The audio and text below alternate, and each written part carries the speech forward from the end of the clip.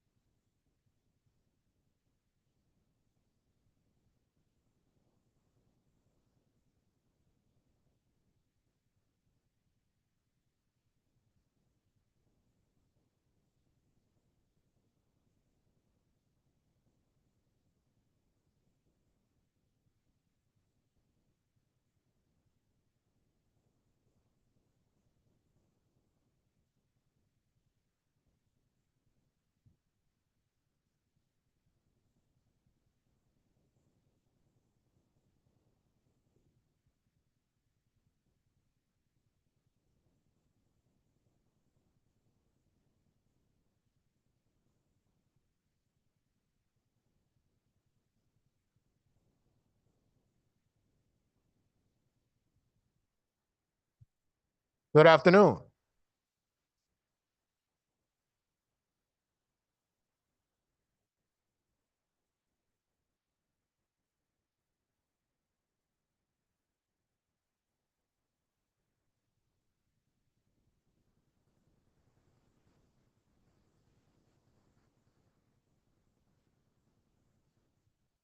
Okay, we are going to begin this meeting of the Judiciary Committee. Again, yes, for Thursday, April 10th, accelerating us a few days. April 10th, seeing no comments from my co-chair, we'll go right into the business before us, starting in Roman numeral 3 on the agenda. If you're following along, Senate Bill number 1185, an act increasing the penalty for a violation of certain municipal regulations and ordinances. Is there a motion? So moved.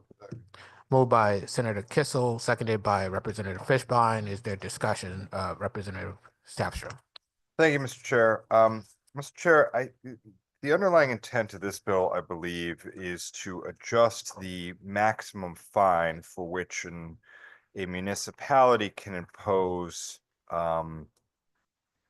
for violation of one of its ordinances. Current law, a municipality can only impose up to a $250 fine. And I know over the last few years in this legislature, we've had certain exceptions to that have been made where we've, in particular instances, I'm thinking of the street takeover bill we did not too long ago. We increased that in certain instances to $1,000, et cetera. This bill, I think, seeks to set for every fine or for every violation of every ordinance, a maximum penalty of $1,000, which seems like quite a jump to me, considering it's 250, and some of these are very minor violations of particular ordinances. So I would, and also this bill, I think, in addition to $1,000, it also seeks to adjust the maximum fine annually based on the CPI, which I think is going to be quite onerous to figure out, and then the ordinances need to be changed every year. It doesn't make a whole lot of sense. So I'm going to make a motion that we strike essentially all of the new language in this bill. So we would strike lines 7 through 13 where it ends at made, and instead insert the words $500. So the net effect of the amendment would be that instead of under current law, the fines may not exceed $250, we would double to $500, and we would strike all the language about CPI. Okay, the motion has been made by Representative Staffstrom and seconded by Senator Kissel. Let me just make sure first before discussion that the LCO caught that line 7 through 13, ending at made, insert $500, correct? Okay, is there discussion? Representative Retigliano. Thank you, Mr. Chairman. Mr. Chairman, just one question. I know we're raising it to 500. Is it still permissive? The municipality doesn't have to adopt the 500 Representative Staffstrom. through you? No, thank you. Representative Staffstrom. Yes, it's still permissive. So if a municipality has a $100 fine on its books, it would remain a $100 fine. If they wanted to increase that fine to $350, they could. Representative Retigliano. Thank you, sir. That's all I needed to hear. Thank you. Other comments from members of the committee? Other comments? If not, Representative Fishbone. Oh, wait, I just adopted. Oh, sorry. Yeah, that's right. All those in favor of the amendment signify by saying aye. Aye. Opposed? The amendment will attach. Further discussion on the bill. Further discussion on the bill. If not, Representative Fishbone.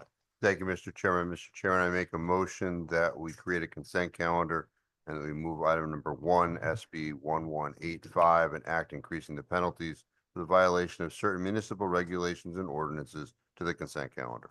Thank you, Representative Fishbone. Is there objection on moving this item to consent? Is there objection to moving this item to consent? Seeing none, we'll move this item to consent. Okay, we'll next move to item 3 under Roman numeral 3, Senate Bill number 1367, long title, an act prohibiting a bail bondsman or agent from apprehending a principal on bond on the premises, grounds, or campus of any health care facility, school institution, or of higher education or house of worship. There's a JFS language. It's LCO 7176. Second. Moved by Representative Staffstrom, seconded by Senator Kissel. Is there discussion? Representative Staffstrom. Thank you, Mr. Chair. Mr. Chair, this is a bill that comes to us out of concerns that have been raised by the Connecticut Nonprofit Alliance, and I think also echoed by some of our state agencies, where you may have someone who is out on bail. They are receiving treatment in a facility in our state, and the bail bondsman attempts to apprehend them while they are receiving treatment. And what this bill would do is it would prevent that from happening. It would also extend the protection from being essentially apprehended in also a institution of higher education, school, or house of worship. The JFS language makes clear that vacating the order of forfeiture of a bond in the case of a principal on the bond receiving inpatient care during the period in which the forfeiture is ordered won't happen. Essentially, the bail bondsman will not be penalized if they can't apprehend the principal while they are inpatient because of the prohibitions under this legislation. Thank you, Representative Staffstrom. Comment from members of the committee, question, comment, seeing none. Madam Administrator, when you're ready, please call the roll. Roll call vote on Senate Bill 1367 to JFS to the floor with LCO 7176. Winfield, Winfield in the affirmative. Staffstrom. Yes. Flexer. Gadkar Wilcox. Pizzino. Kissel. Yes. Fishbein. No. Blumenthal. Yes. Brown. Cabrera. Callahan. Chicarella. DiCaprio. No. Delaney. Dillon. Doucette. Yes. Dubitsky. No. Elliott. Gaston. Gilchrist. Godfrey. Howard. Jacobson. Yes. Johnson. Representative Johnson votes yes. Khan. Khan votes yes. Lamarck Muir. Yes. Lesser. Marr. Miller. O'Day. No. Osborne. Havelock D'Amato. Perillo. Quinn. Rahman. Roberts. Retigliano. No. Sims. Beach. Sims No. in the front. Thank you. Beach is a no. Thank you. Walker. Wilson. Thank you, Madam Administrator. and Quinn. Chicarella is a no. Thank you. Thank you. The votes will be held open until 5 p.m. Okay, we will next turn to number 4 under Roman numeral 3, Senate Bill number 1379, and act conforming and adopting volumes 1 to 13, inclusive of the general statutes revised to January 1, 2025. So move.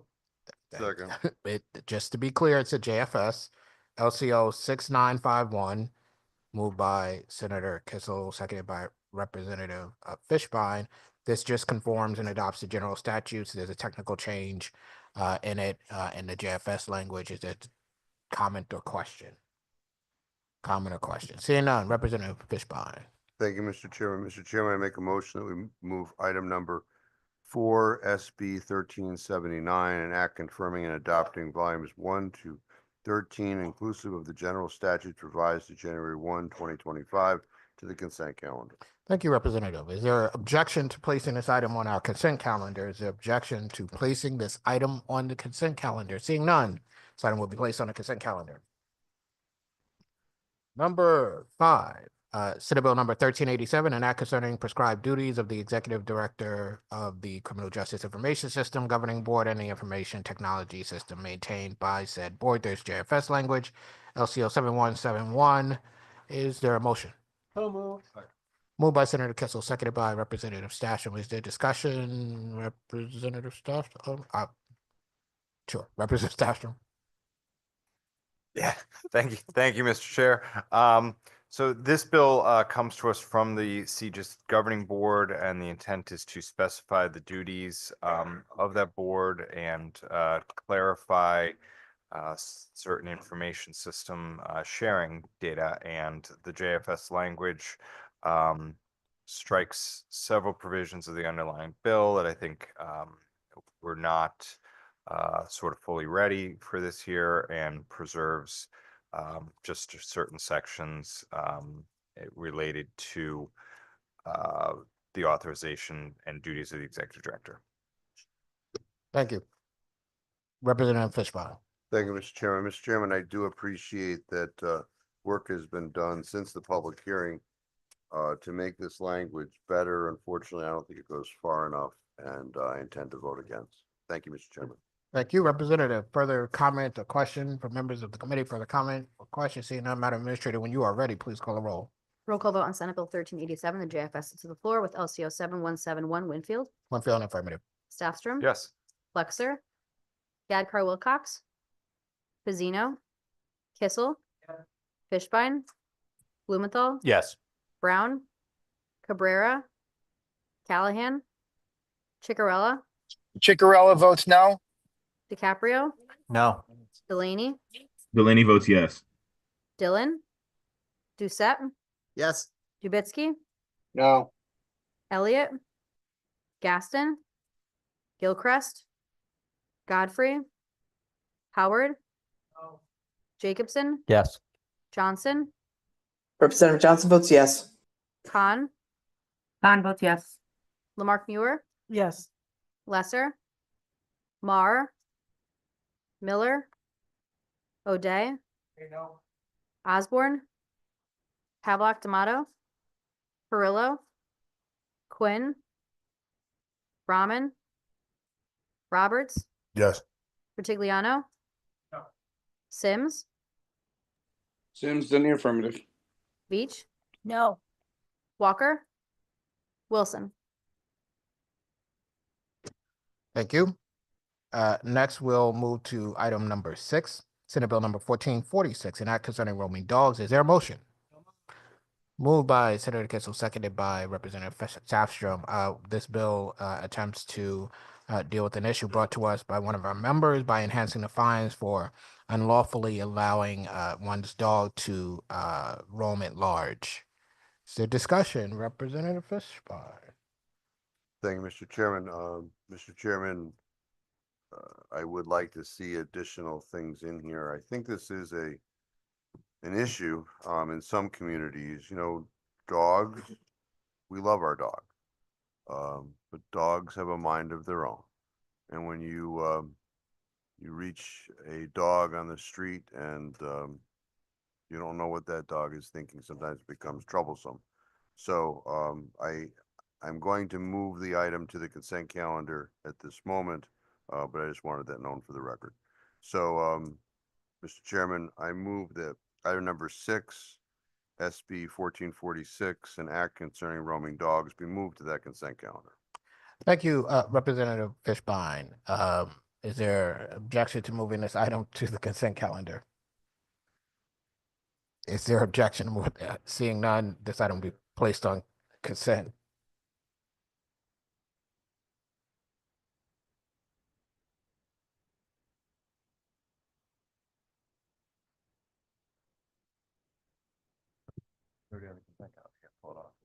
Representative Fishbane?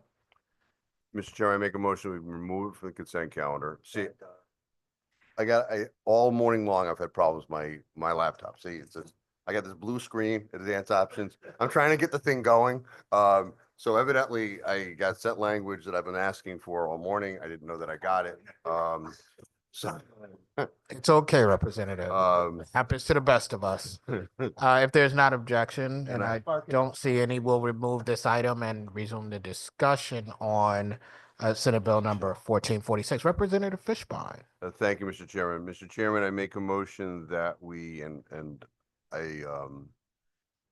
that we amend the matter that's before us to include the language that's been submitted by LCO, which would permit, well, it would require a report to be conducted investigating any dog bite that happens in the state, given that the current statute only requires that when a dog is killed by someone.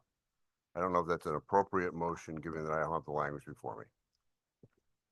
Just the language that I drafted does not require a report. It says a person may report. It requires the investigation on the report. Is that what you're That's- looking for? That is the intent. That that- once the right. complaint is made, that an investigation is conducted by the animal control officer. So let's do this. Let's come back to this when we have it clean. I think we all agree that we want to do what you have here, so we'll just come back to this a little bit later. Thank Okay. you. Next, item number 7, Senate Bill number 1500, an act concerning verification of sexual offenders, offender registrants addresses. Is there a motion? Moved by Senator Kissel, seconded by Representative Staffstrom. This is a bill that came in front of us to make verification of addresses by registrants possible by telephone and extend the period for which a person may return an address verification form and decriminalize such failure. We had some discussion during the hearing about the impact that this has had on folks, and it's not what I think most of us would have thought we were doing. And I think it's something that we probably have a little bit of work left to do to get perfect, but we certainly should be moving in this direction. Is there discussion from members of the committee? Representative Senator Kissel. Thank you very much, Chairman Winfield. I'd like to thank the advocates for coming to our public hearing, explaining the situation. Yeah, a lot of my constituents would say, hey, you shouldn't commit the crime in the first instance. But currently, we have a policy where you have to verify your address for the sex offender registry. I believe it's quarterly. And there were some problems that arose during the pandemic. Sometimes nothing against our wonderful mail people and the mail postal service, but currently under the construct, if an individual's response sent via mail is a day late, it would rise to the level of a felony. And some of the folks that testified said that like more than months go by where they don't hear anything from the state government, and then suddenly there's a raid on their house while they're having breakfast with their family, and they're still in the same place they were 4 months earlier, and it was just a question of a day's delay in the mail. So I understand the importance of maintaining an up-to-date registry, but at the same time, we don't want to create a physical, mechanical construct that just works disproportionate results on individuals through no fault of their own. So there may be work, as the good chairman indicated, to try to polish this up, but at this point, I think it's worthwhile to move it out of the committee process. Thank you, Mr. Chair. Thank you, Senator Kissel. Representative Howard got there first. All right, thank you, Mr. Chairman. I would just like to say, in line with Senator Kissel, that I'm in agreement that there needs to be some work around this process. But the bill before us essentially puts a new burden of proof on the state to prove that's whether or not somebody did this intentionally or whether it was accidental. I think in this situation with the current framework we have, that's a difficult burden, and it opens the door for folks to use that to try to stay away from it. And as I pointed out in the public hearing, which seems unchanged, is if somebody's on this registry and they have the funding and they have the financial means to just continue to get infractions, there's no place here where there's a backstop to that. So you could essentially, you were creating a financial inequity, in my opinion, among folks who are registrants. For that reason, I'll be a no today. Thank you, Mr. Chairman. Thank you, Representative. Representative Fishbone. Thank you, Mr. Chairman. Mr. Chairman, I learned something up here just about every day, and the public hearing on this particular issue, I understand there's a problem. And I pledge to work on being part of fixing this problem. Unfortunately, the language before us here today, I can't support in its current form. So my no vote is not that I don't support what is looking to get done here. It is, don't want that on my record as supporting the language that's before us. So I look forward to, being part of changing this process. So thank you, Mr. Chairman. Thank you, Representative Fishbone. comment from other members of the committee? Comment from other members of the committee? If not, Madam Administrator, when you're ready, please call the roll. Roll call vote on Senate Bill 1500 to JF to the floor. Winfield, Winfield in the affirmative. Staffstrom, Plexer, Gadkar Wilcox, Fazino, Kissel, Fishbein, Blumenthal, Brown, Cabrera, Callahan, Chicarella, Chicarella votes no. DiCaprio, No. Delaney, Delaney, yes. Dillon, Doucette, Yes. Dubitsky, Yes. Elliott, Gaston, Gilchrist, Godfrey, Howard, Jacobson, Johnson, Rep. Johnson is yes. Khan, Khan is yes. Lamarck Muir, Yes. Lesser, Mar, Miller, O'Day, Osborne, Pavlock D'Amato, Perillo, Quinn, Rahman, Roberts, Roberts, yes. Retigliano, Sims, Sims in the affirmative. Veach. No. Walker, Wilson. Jacobson in the affirmative, please. Thank you, Madam Administrator. We'll return to item number 6, Senate Bill number 1446. We've had the discussion. Representative Fishbein, would you like to make your motion again?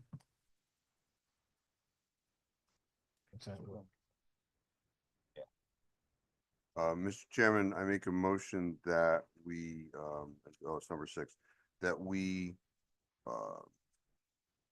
move item 6, SB 1446, and act concerning roaming dogs to the consent calendar. Thank you, Representative Fishbein. Is there objection? I placing this item on consent. Seeing none, this item will be placed on the consent calendar. Thank you. Okay, item number 8, Senate Bill number 1503, enact incentivizing educational and workforce achievements as a means of reducing a probationer's term of supervision. Is there a motion? Second. Somebody. Thank you. Move. Yeah, just to be clear, it's JFS LCO 7161. It was moved by Senator Kissel, seconded by Representative Fazino. It does what the title suggests. There's JFS language replaces the underlying bill. The JFS replaces the underlying bill and inserts educational and workforce achievements, if appropriate, in section 53A-29G. Senator Kissel. Thank you very much, Mr. Chair. And I also want to thank one of our members, Senator Paul Chicarella, for bringing this important initiative to our attention. It was an interesting public hearing as well, and I just want to thank the leadership of this committee for moving forward with this bill proposal at this time. And I don't know if my colleague, Senator Chicarella, would like to chime in as well. Thank you, sir. Is there further comment on the bill? Is there further comment on the bill? Seeing none, Representative Fishbein. Thank you, Mr. Chairman. Mr. Chairman, I move that we move item number 8, SB 1503, and act incentivizing educational and workforce achievement as a means of reducing a probationer's term of supervision to the consent calendar.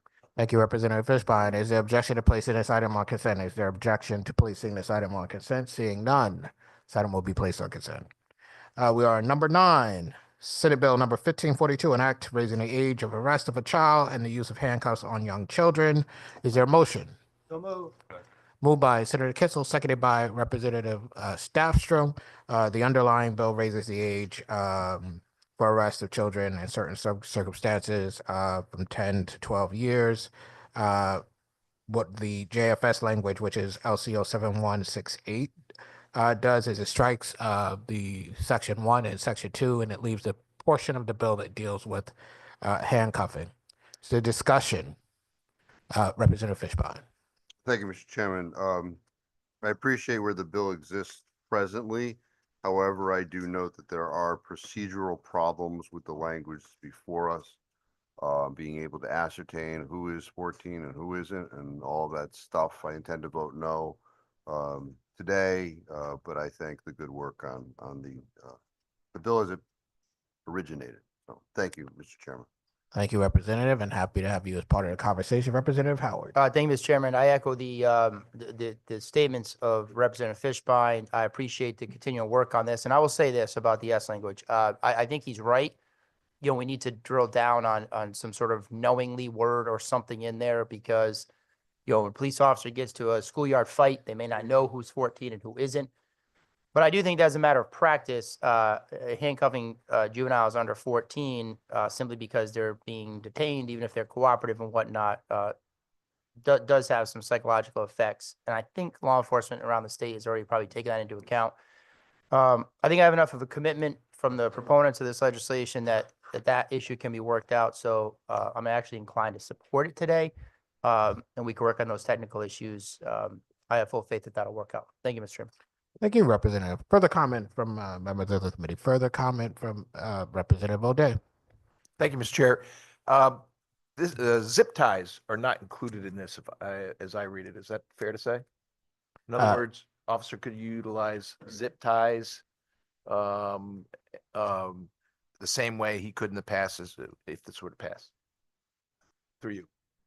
Well, does talk about mechanical. I think there's some debate about what exactly we're talking about, but I think generally the consensus has been that zip ties are not included.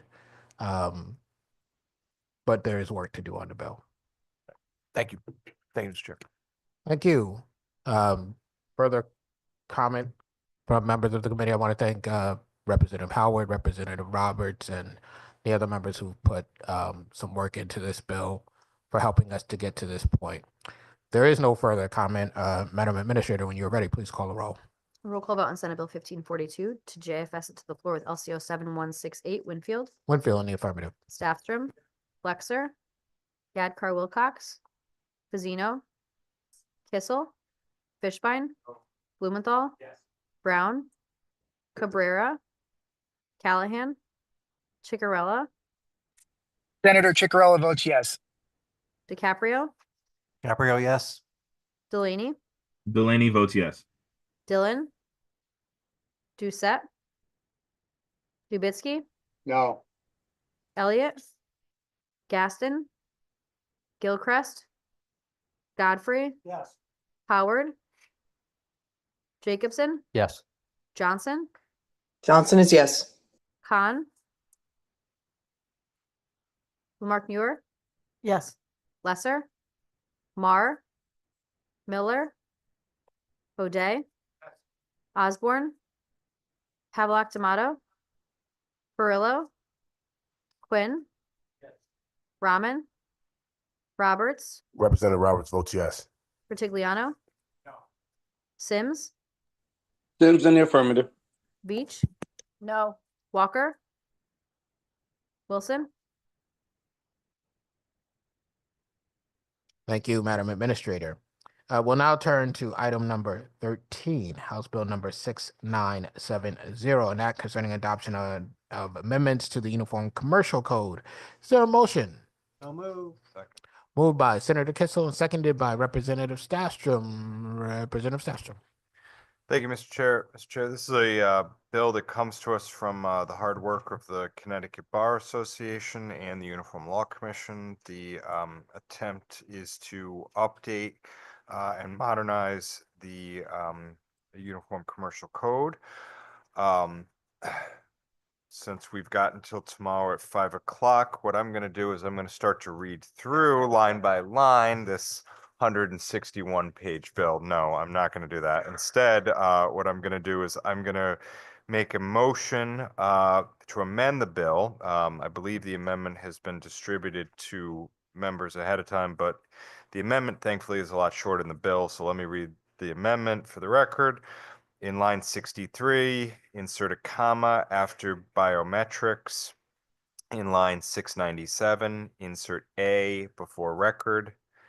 In line 175, bracket 10, parentheses 10, and parentheses, I, and parentheses, and after the closing bracket, insert parentheses 10 and parentheses C and parentheses.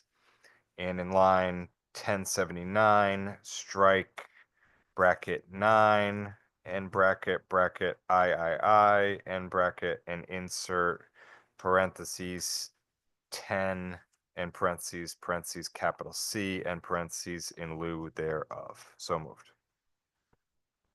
Is there a second? Second. Thank you. Moved by Representative Stasham, seconded by Senator Kissel. Is there discussion on the amendment? Is there discussion on the amendment? If not, all in favor signify by saying aye. Aye. Opposed? The ayes have it. The amendment attaches. Is there further discussion? Representative Vitigliano. Thank you, Mr. Chair. Mr. Chairman, I read the bill. I had some concerns. I think I understand what it's trying to do, but I have concerns if this is just really creating a new asset class for a trial attorney to go after. Is essentially the bill, it's sort of creating a pile of, I guess, a digital pile of money that would be subject to lawsuit through you. Thank you, Representative Vitigliano. Representative Stasham. So that's not the way I see it, Mr. Chair. What I see it as is we currently have the Uniform Commercial Code, which creates any number of provisions related to the negotiation of funding. And I think the main import of this bill is to extend what is existing law under the Uniform Commercial Code to digital assets, which had not previously been covered under at least our version of the UCC. Thank you, Representative Stasham. Representative Vitigliano. Thank you, Mr. Chair. Mr. Chairman, will the bill have any impact on small or medium businesses, right? Even if the digital asset isn't central to the case, they'd sort of have to disclose it. That's the way I read it.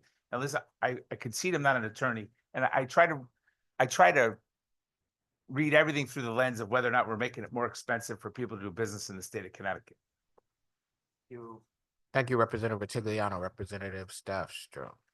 So, Mr. Chair, if the proponent wants to point to a particular section, I might be able to give a more specific answer. But again, I don't think the intent of this is to make it more expensive to do business. I think if anything, like I said, this is one of those bills that updates the existing guidelines or framework by which money transfers hands from one entity to another entity, and how, frankly, business gets done, not just here in Connecticut, but frankly around the country under the Uniform Commercial Code. And so I think by updating and modernizing to stay in line with the updates to the UCC that are being enacted by other states, I would view this as a pro-business piece of legislation through you. Thank you, Representative Stasham. Representative Vitigliano. Thank you, Mr. Chairman. I'll reserve my questions for the floor debate, or I'll read it further. Thank you. Thank you, Representative. Comment, question from other members of the committee. Comment, question from other members of the committee. Representative Fishbone. Thank you, Mr. Chairman. Mr. Chairman, I move that we move item number 13, HB 6970, an act concerning adoption of amendments to the Uniform Commercial Code to the consent calendar. Thank you, Representative Fishbone. Is there objection to placing this item on consent? The objection to placing this item on consent? Seeing none, this item will be placed on consent. Okay. Item number 14, House Bill number 6971, an act adopting the Connecticut Uniform Mediation Act, JFS LCO 7063. Is there a motion? So moved. Moved by Senator Kissel. Second. Seconded by Representative Stasham. Representative Stasham. I did, yeah. Thank you, Mr. Chair. Again, this is another bill that comes to us from the hard work of the Connecticut Bar Association with the assistance of the Uniform Law Commission. We have seen, not just here in Connecticut, but frankly around the country, more and more legal disputes are being settled out of court through formal mediation process, where where both parties go out and they hire a private mediator to help them resolve the dispute without the full-blown cost of extended discovery, motion practice, etc., or maybe after some discovery, motion practice, but before a case goes to trial. What this bill attempts to do is put down some framework or guardrails and also provide some protections for discussions that happen in mediation. Thank you, Representative. Is there discussion on the bill? Is there discussion on the bill? If not, Representative Fishbone. Thank you, Mr. Chairman. Mr. Chairman, I make a motion that we move item number 14, HB 6971, an act adopting the Connecticut Uniform Mediation Act to the consent calendar. Is there an objection to placing House Bill number 6971, JFS LCO 7063 on the consent calendar? Is there objection? Seeing none, this item will be placed on consent. Item 15, House Bill number 6982, an act concerning liability for injuries inherent in camping while at a private campground. Is there a motion? So move. Second. Moved by Senator Kissel and seconded by Representative Fishbein. Is there discussion? Is there discussion? Seeing none, Representative Fishbein. Mr. Chairman, I make a motion, we move item number 15, HB 6982, an act concerning liability for injuries inherent in camping while at private campground to the consent calendar. Thank you, Representative. Is there objection to placing House Bill number 6982 on the consent calendar? Is there objection to placing this item on the consent calendar? Seeing none, it will be placed on consent. Next, number 16, House Bill number 7136, an act concerning the reviser's technical revisions to the general statute. Is there a motion? So move. Moved by Senator Kissel and seconded by Representative Fishbein. Is there discussion on this item? Is there discussion? If not, Representative Fishbein? Mr. Chairman, I make a motion, we move item number 16, HB 7136, an act concerning the reviser's technical revisions to the general statute to the consent calendar. Thank you, Representative Fishbein. If there's not objection, and is there objection to placing House Bill number 7136 on the consent calendar? Is there objection? Seeing none, this item will be placed on consent. Next, please turn your attention at number 17. House Bill number 7138, an act concerning a property owner's liability for the expenses of removal of a fallen tree or tree limb. So move. Moved by Senator Kissel, seconded by Representative Fishbein, sorry. Is there a discussion on this item? Is there Mr. Chairman? Yes, thank you, Representative Godfrey. Thank you very much. I'm opposed to this. I've personally had to deal with falling trees on my property or next door 4 times. A lightning strike, storms, trees on my property fell on a neighbor's property and on my house. Trees on a neighbor's house fell on my property, took out my garden shed and a substantial part of my garden. And another tree that was on the line got struck by lightning and actually took out the entire street's worth of electric supply. And each time I went to my homeowner's insurance and they covered it. They covered it immediately. It was done within a week. It didn't cost me anything because it's an act of God. There was no deductible, and everybody was happy. Creating, I'm trying to think of a good word, some kind of inimical relationship between a couple of neighbors, taking it to court, involving lawyers, dragging it out because we're talking civil suits for years and years, just doesn't seem to be either practical nor does it seem to be right. So I will be opposing this. Thank you, Mr. Chair. Thank you, Representative. Is there further discussion on the bill before us? Is there further discussion? Seeing none, Madam Administrator, please call the roll. Roll call vote on House Bill 7138 to JF to the floor. Winfield, Winfield in the affirmative. Dahlstrom, Yes. Flexer, Yadkar Wilcox, Pazino, Kissel, Fishbein, Blumenthal, Brown, Cabrera, Callahan, Callahan, no. Chickarella, Chickarella votes no. Caprio, Caprio, yes. Delaney, Dillon, Doucette, Dubitsky, Yes. Elliott, Gaston, Gilchrist, Godfrey, Howard, Jacobson, Yes. Johnson, Rep. Johnson is yes. Khan, Khan is yes. Lamarck Muir, Yes. Lesser, Mar, Miller, O'Day, O'Day, yes.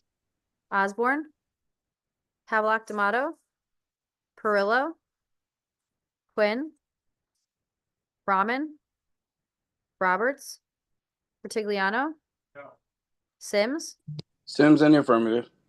Veach, Yes. Walker, Wilson, Blumenthal. Thank you. All right, thank you, Madam Administrator.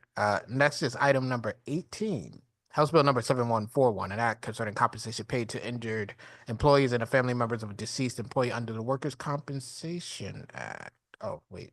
Yeah, JFS LCO 7162. Is there a motion? So moved. Moved by Senator Kissel and seconded by Representative Fishbon. Is there a discussion? Representative Pizzino? Thank you, Mr. Chair. So this bill does several things. And I just want to begin by thanking all of the parties that have been actively involved in the discussions as we continue to work this out. This bill remains a work in progress, and we've worked extremely hard on it in the last 2 weeks to come to some compromise on the current state of workers' compensation here in Connecticut. This bill does several things. This bill first addresses the manner in which an administrative law judge has discretion over partial incapacity benefits. And once a specific worker has reached the point of maximum medical improvement, this bill also addresses how workers' comp benefits are paid out to the dependents of individuals who unfortunately die in the line of work. This comes out of a very serious situation that arose for our folks in Meriden and also in Wallingford. This comes in light of the tragedy of Andrew D. Domenico, who was a DOT worker who was tragically killed in the line of duty. It arose a very unfortunate situation where Andrew did not have dependents that would fall within the class of individuals that would receive benefits under the statute. So we are opening prospectively the class of individuals to parents as potential recipients of these benefits upon a finding of the administrative law judge. Benefits would be split 50-50 amongst both parents. And lastly, this creates a working group to address various vocational issues in the workers' compensation statutes as well. Again, I want to thank the input from all parties in this matter. We will continue to work hard on this moving forward. And with that, I move adoption. Thank you. Thank you, Representative Fishbon. Thank you, Mr. Chairman. I thank Representative Pizzino for all his hard work in this area. I just want to address the Di Domenico portion of this. It's sad that somebody's got to die to bring to our attention the fact that there's a gap in our statutes. I'm happy to have been part of the process that is closing that gap. Unfortunately, the family can't avail themselves of the remedy that is here. But just know that going forward, things will be better. So thank you, Mr. Chairman. Thank you, Representative. Further comment from members of the committee? Further comment from members of the committee? If not, I'll just say this before we vote. One, I want to thank Representative Pizzino and those who've been involved in the process for working on this. And at the same time, I recognize that there are parties who have an interest who feel as though there's more work to be done. And I think Representative Pizzino is in agreement that is something that we can accommodate as we move forward, along with the other parties. And so we will do that. And as a chair of the committee, I will avail myself of the process too, to make sure that we get where we need to go so that all parties can feel as though their voice was heard and we can deal with the problem before us. With that, Madam Administrator, please call the roll. Roll call vote on House Bill 7141 to JFS it to the floor with LCO 7162. Winfield, Madam Administrator, 1 second. All right, Madam Administrator, I'm sorry, there's a motion. Representative Fishbane. Thank you, Mr. Chairman. Mr. Chairman, I make a motion, we move item number 18, HB 7141, an act concerning compensation paid to injured employees and the family members of a deceased employee under the Workers' Compensation Act to the consent calendar. Thank you, Representative Fishbane. Is there objection? Is there objection to placing this item on consent? If not, the item 7141 with JFS LCL 7162 will be placed on consent. Next, we have House Bill number 7142, an act establishing a cause of action for tortious interference with the right of an inheritance. Is moved by Senator Kissel and seconded by Representative Staffstrom. Is there discussion? Representative Jacobson. Thank you very much, Mr. Chairman. Mr. Chairman, the purpose of this legislation is to fill a gap which presently exists in our law. The tort of interfering with an expected inheritance is a civil cause of action that is brought in the Superior Court against the alleged wrongdoer in order to recover monetary damages. Now, while this tort has been recognized since as early as 1979 in the second restatement of torts, there currently is no appellate authority in the state of Connecticut which recognizes this tort as a viable cause of action. However, there is an extensive body of persuasive lower court authority, the recent overwhelming majority of which recognize this cause of action as a viable tort. But in the absence of appellate law authority recognizing it, what happens is every single time this cause of action is alleged, the defendant files a motion to strike, contesting its viability as a cognizable claim in this state. That has the effect of not only costing litigants money and wasting precious judicial resources to address. More importantly, it creates an uncertainty in our law. And uncertainty in our laws creates an unfound foundation of our judiciary, which does not maximize the public's trust and confidence in our judicial system.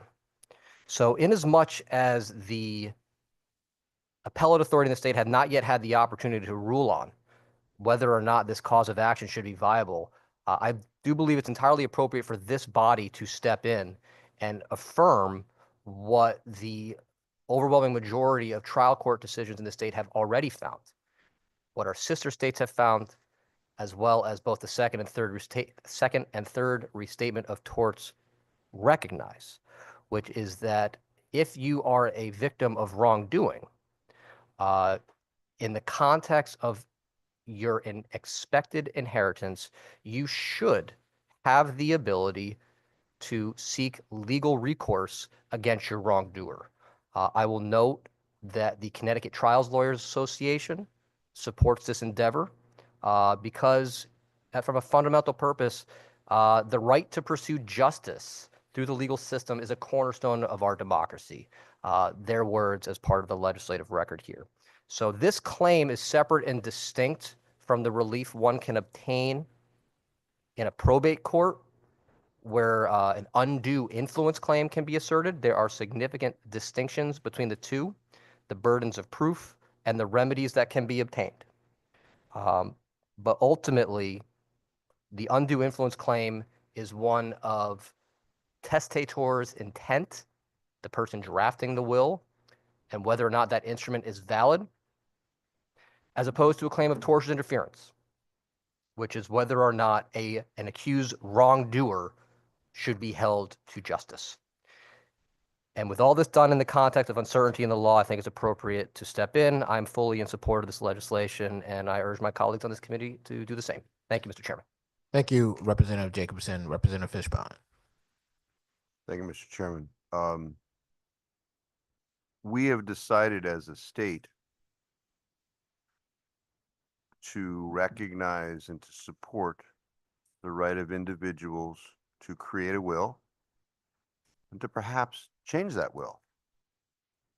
prior to their passing.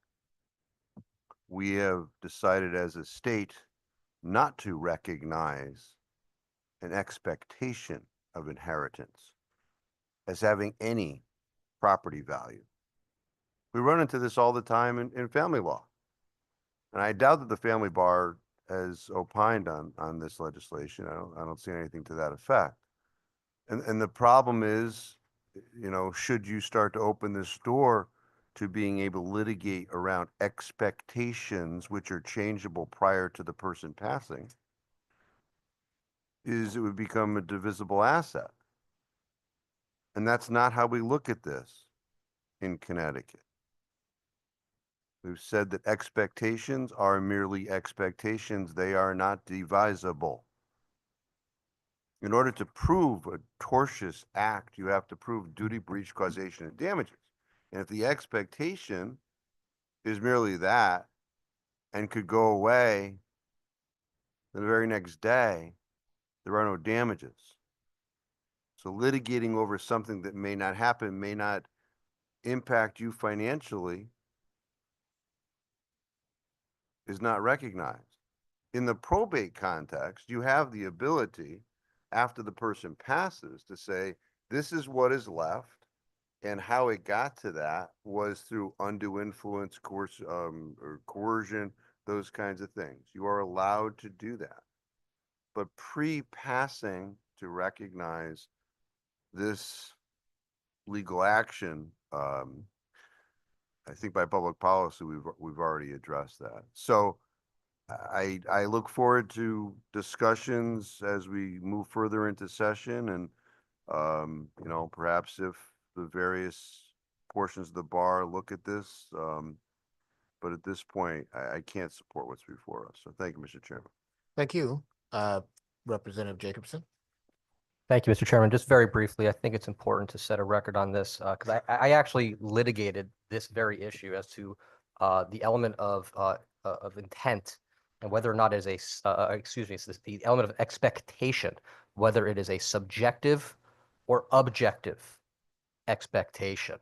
And I think it's very important that the record be clear that at least that from my standpoint, that the expectation should be one of objectivity as opposed to subjectivity. And in doing so, I'm going to rely on the language from the second restatement of torts, which provides that in support of the claimant must be able to evidence, there must be proof amounting to a reasonable degree of certainty that the bequest or devise would have been in effect at the time of the death of the testator. So that test of expectation is not only objective, that burden lies with the claimant asserting the claim. So I feel it's important to set that record for legislative purposes, but I do believe that it's appropriate to move forward at this juncture, and I look forward to working with my colleagues and leadership of this committee as it proceeds. So thank you, Mr. Chairman. Thank you, Representative Pavlak-D'Amato. Thank you, Mr. Chair. Lines 13 to 14, it states that no such action shall be brought under this section, but within 3 years from the date of the act complained of. If the estate doesn't settle for, let's say, 4 years, but the act that's creating this action is in year 1 or 2, is then this going to be barred? Or I'm not sure at what point I guess statute of limitations here will not in public, right, but still, I mean, if they don't know damage wise, that takes over 3 years, takes 4 years, you know, isn't there a potential question as to, you know, what the timeline is, or when somebody can actually, when their action arises? That's what I'm wondering. Thank you, Representative Jacobson. Thank you, Mr. Chairman. My understanding is that the defense of statute of limitations is just that, a defense that can be raised and responded against. There are, in my experience, multiple doctrines which could be utilized to overcome a statute of limitations defense, such as equitable tolling, or in this instance, potentially fraudulent concealment.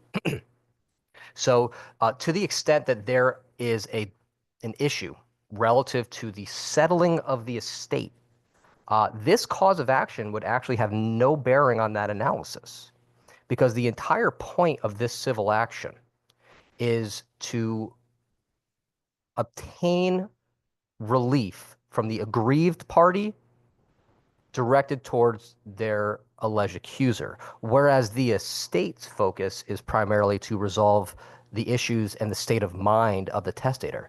So while there can be instances where a person may not discover that they had been victim of this tortious act until beyond the 3-year period, I'm satisfied that adequate safeguards currently exists which would protect that victim's rights in court under doctrines similar to equitable tolling and or fraudulent concealment.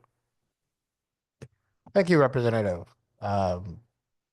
Is there further comment from members of the committee? Is there further comment from members of the committee? If not, Madam Administrator, when you are ready, please call the roll. Roll call vote on House Bill 7142 to JF it to the floor. Winfield, Winfield in the affirmative. Stastrom, Flexer, Gadkar Wilcox, Pizzino, Kissel, Fishbein, Blumenthal, Brown, Cabrera, Callahan, Callahan, no. Ciccarella, DiCaprio, No. Delaney, Dillon, Doucette, Dubitsky, Yes. Elliott, Gaston, Gilchrist, Godfrey, Howard, Jacobson, Yes. Johnson, Rep. Johnson is yes. Khan, Khan is yes. Lamarck Muir, Yes. Lesser, Yes. Mar, Yes. Miller, O'Day, Day, yes. thank you, Osborne, Pavlik Tomato, Perillo, Quinn, Brahman, Roberts, Tigliano, Sims, Then in the affirmative. Veach, No. Walker, Wilson. Thank you.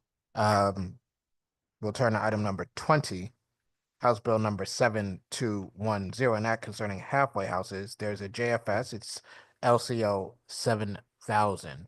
Is there a motion? Moved by Representative Stastrom. Is there a second?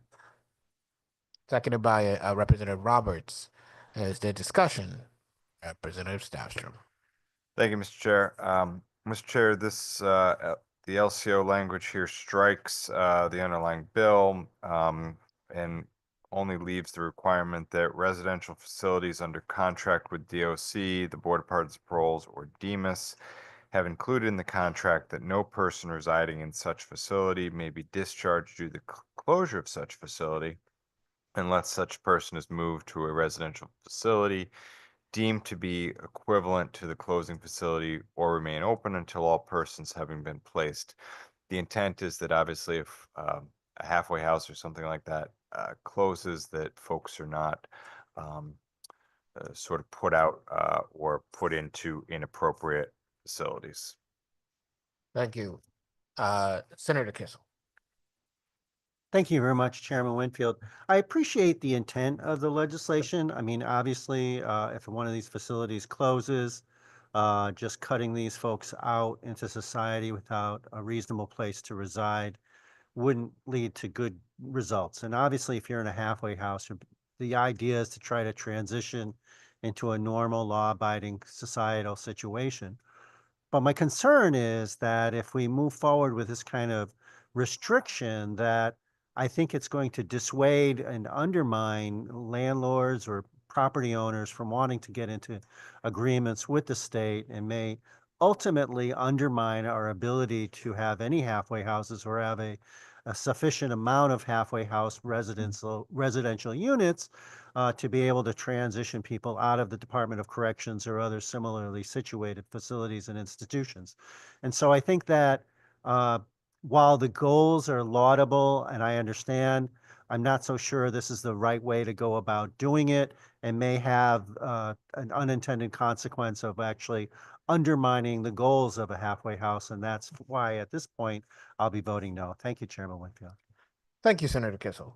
Comment or question or comment from members of the committee? Question or comment from members of the committee? If not, Madam Administrator, when you are ready, please call a roll. Roll call vote on House Bill 7210 to JFS it to the floor with LCO 7000. Winfield, Winfield, in the affirmative. Staffstrom, Flexer, Gadkar Wilcox, Pazino, Kissel, Fishbein, Blumenthal, Brown, Cabrera, Callahan, Callahan, no.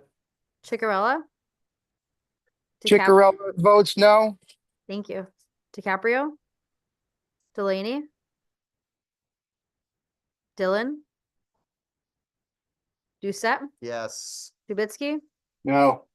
Elliott, Gaston, Gilchrist, Godfrey, Howard, Jacobson, Yes. Johnson, Johnson votes yes. Khan, Khan votes yes. Lamarck Muir, Yes. Lesser, Mar, Yes. Miller, O'Day, O'Day, no.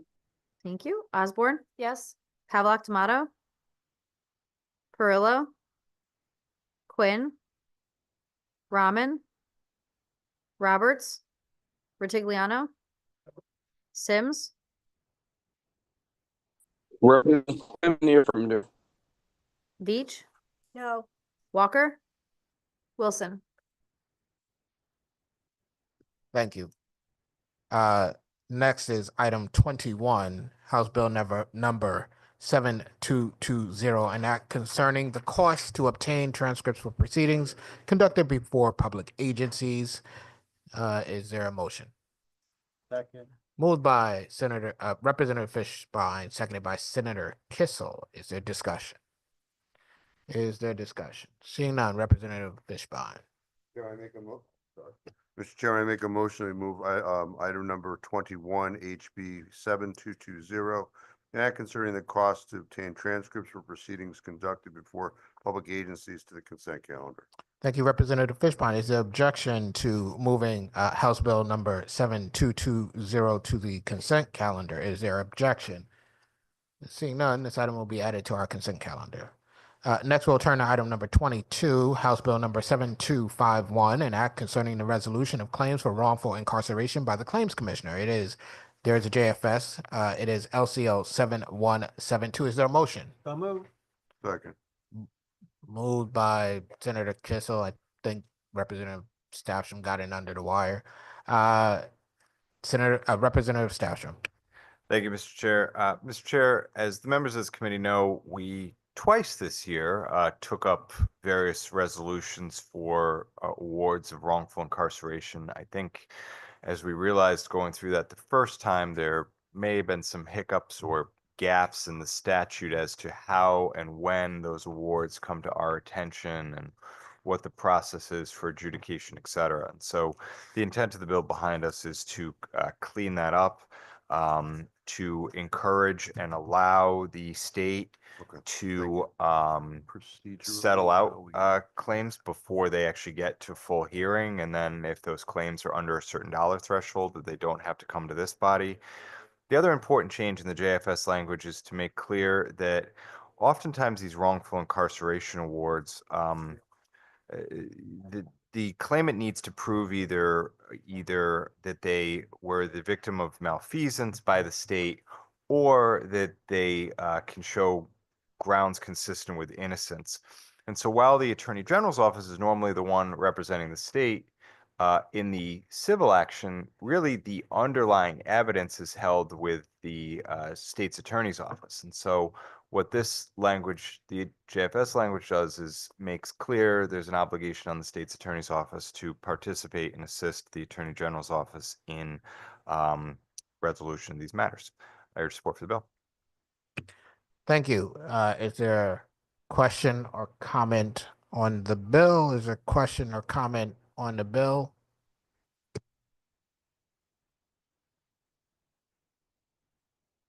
If not, Senator Kissel. Thank you very much, Chairman Winfield. I would like to move this bill to the consent calendar. Thank you, Senator Kissel. Is there objection to placing this item on consent? Is there objection to placing this item on consent? Seeing none, this item will be added to consent.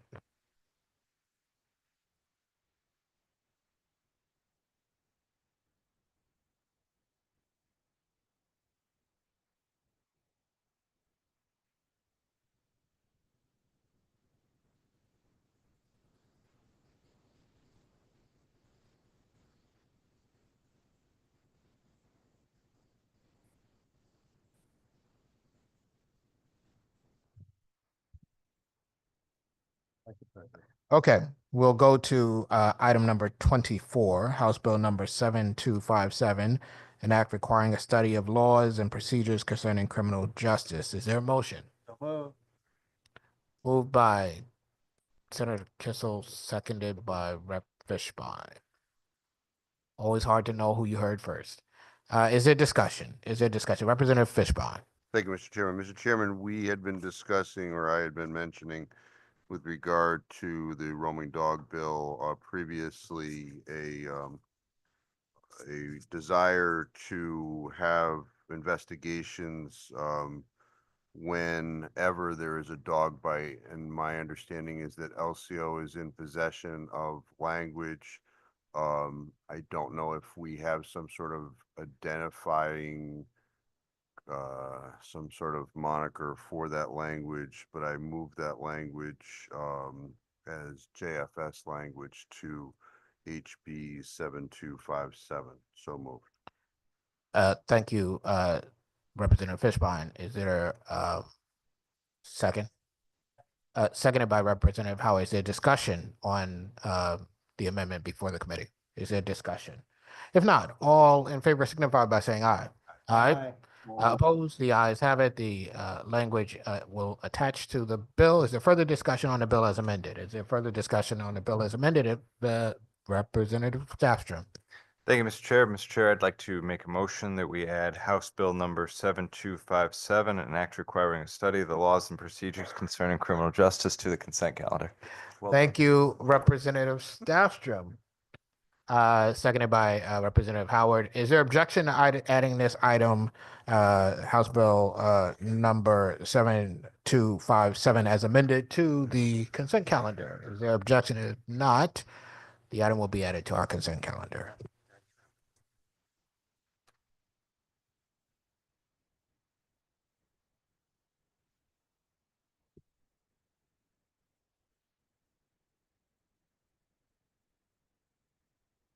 Okay, next we will turn our attention to item number 26, Senate Joint number 58, resolution confirming the decision of the Claims Commissioner to dismiss the claim against the state of Tyrell Brown, the JFS language.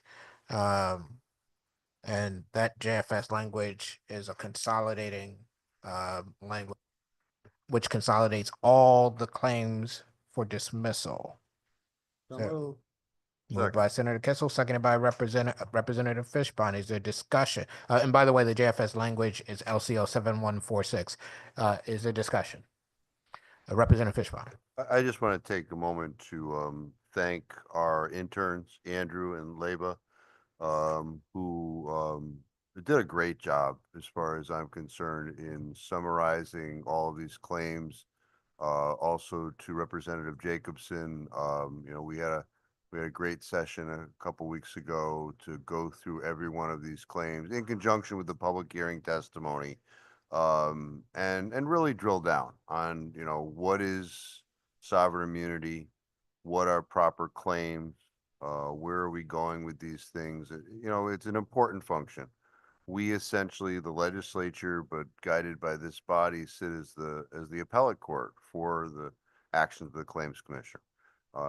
It's an important responsibility, and I appreciate being part of that responsibility, and I appreciate good work of my colleague and once again the interns. So I just wanted that known. Thank you. Thank you, Representative Fishbein, and thank you for your work on this. Further discussion. Further discussion on the Representative Jacobson. Thank you, Mr. Chairman. I just want to briefly echo the sentiment of Representative Fishbein. Thank you, sir. Thank you. Is there further discussion on the item before us? Representative Fishbein. Thank you, Mr. Chairman. Mr. Chairman, I make a motion to remove item number 26, SJ 58, resolution confirming the decision of the Claims Commissioner to dismiss the claim against the state of Tyrell Brown to the consent calendar. Thank you, Representative Fishbein. Is there objection to adding Senate Joint Number 58 JFS LCO 7146 to the consent calendar? Is there objection? Seeing none, this item will be placed on consent. We'll move to item number 27. Senate Joint Number 69, resolution confirming the decision of the Claims Commissioner concerning the claim against the state of Ryan Marsey, Administrator Richard Marsey. JFS language is 7138, and that S language bifurcates the claims. Is there motion? So moved. Second. Moved by Senator Kissel, seconded by Representative Stastrom. Is there a discussion? Is there discussion? Seeing none, Representative Fishbein. Thank you, Mr. Chairman. Mr. Chairman, I make a motion we move item number 27, SJ 69, resolution confirming the decision of the Claims Commissioner concerning the claim against the estate of Ryan Marsey, Administrator Richard Marsey, to the consent calendar. Thank you, Representative Fishbein. Is there objection to adding Senate Joint Number 69, which is LCO 7138, to our consent calendar? Is there objection? Seeing none, this item will be added to our consent calendar. Item number 28, resolution confirming the Claims Commissioner's compensation award to George Gould with respect to his claim against the state for wrongful incarceration. Is there a motion? So moved. Moved by Senator Kissel, seconded by Representative Stastrom. Is there discussion? Is there discussion? If not, Representative Fishbein. Mr. Chairman, I make a motion to move item number 28, SJ 77, resolution confirming the Claims Commissioner's compensation award to George Gould with respect to his claim against the state for wrongful incarceration to the consent calendar. Thank you. Is there objection to placing Senate Joint Number 77 on our consent calendar? Is there objection? Seeing none, this item will be placed on our consent calendar. Item number 29, Senate Joint Number 78, resolution confirming the Claims Commissioner's compensation award to Adam Carmen with respect to his claim against the state for wrongful incarceration. Is there a motion? So moved. Moved by Senator Kissel, seconded by Representative Stastrom. Is there discussion? Representative Fishbein. Thank you, Mr. Chairman. I've met Mr. Carmen a few times. I know he's here today. These are all very difficult cases to deal with. Anytime the government takes away your life, your liberty, it has to be done in a serious and a confident manner. And certainly when anybody's incarcerated wrongfully, it is a bad thing. On one hand, I'm happy to be part of this process. On the other hand, I'm sad for society that people are harmed in this way. And the only thing we can give them is money. Can't give them back time. Anyway, thank you, Mr. Chairman. Thank you, Representative Fishbein. And I will just say that sometimes a couple of words means a lot. And you just gave Mr. Carmen a little bit of the fact that you understand that his situation is what it was. And sometimes that's the best thing we can do as elected officials. It's not even the other stuff that we do. Thank you. Representative Fishbein. Mr. Chairman, I make a motion that we move the item number 29, SJ 78, resolution confirming the Claims Commissioner's compensation award to Adam Carmen with respect to his claim against the state for wrongful incarceration to the consent calendar. Thank you, Representative Fishbein. Seeing no objection, this item will be placed on consent. House Joint Number 69. Resolution accepting the recommendation of the Claims Commissioner to grant the award to Heather Robillard of her claim against the state. Is there a motion? So moved. Second.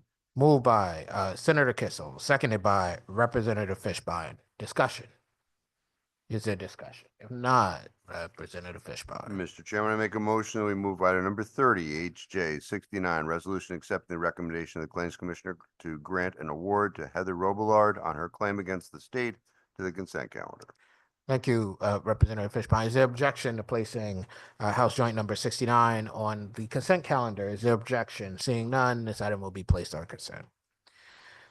House Joint Number 86, Item 31, resolution confirming the decision of the Claims Commission to dismiss the claim against the state of Melissa Steinhelper, administratrix of the estate of Amanda Monington. JFS LCL 7125. Is there a motion? So moved. Second. It's been moved by Senator Kissel and seconded by Senator Lesser. The S language, the JFS language, remands this to the Claims Commissioner for a hearing on its merits. Is there discussion?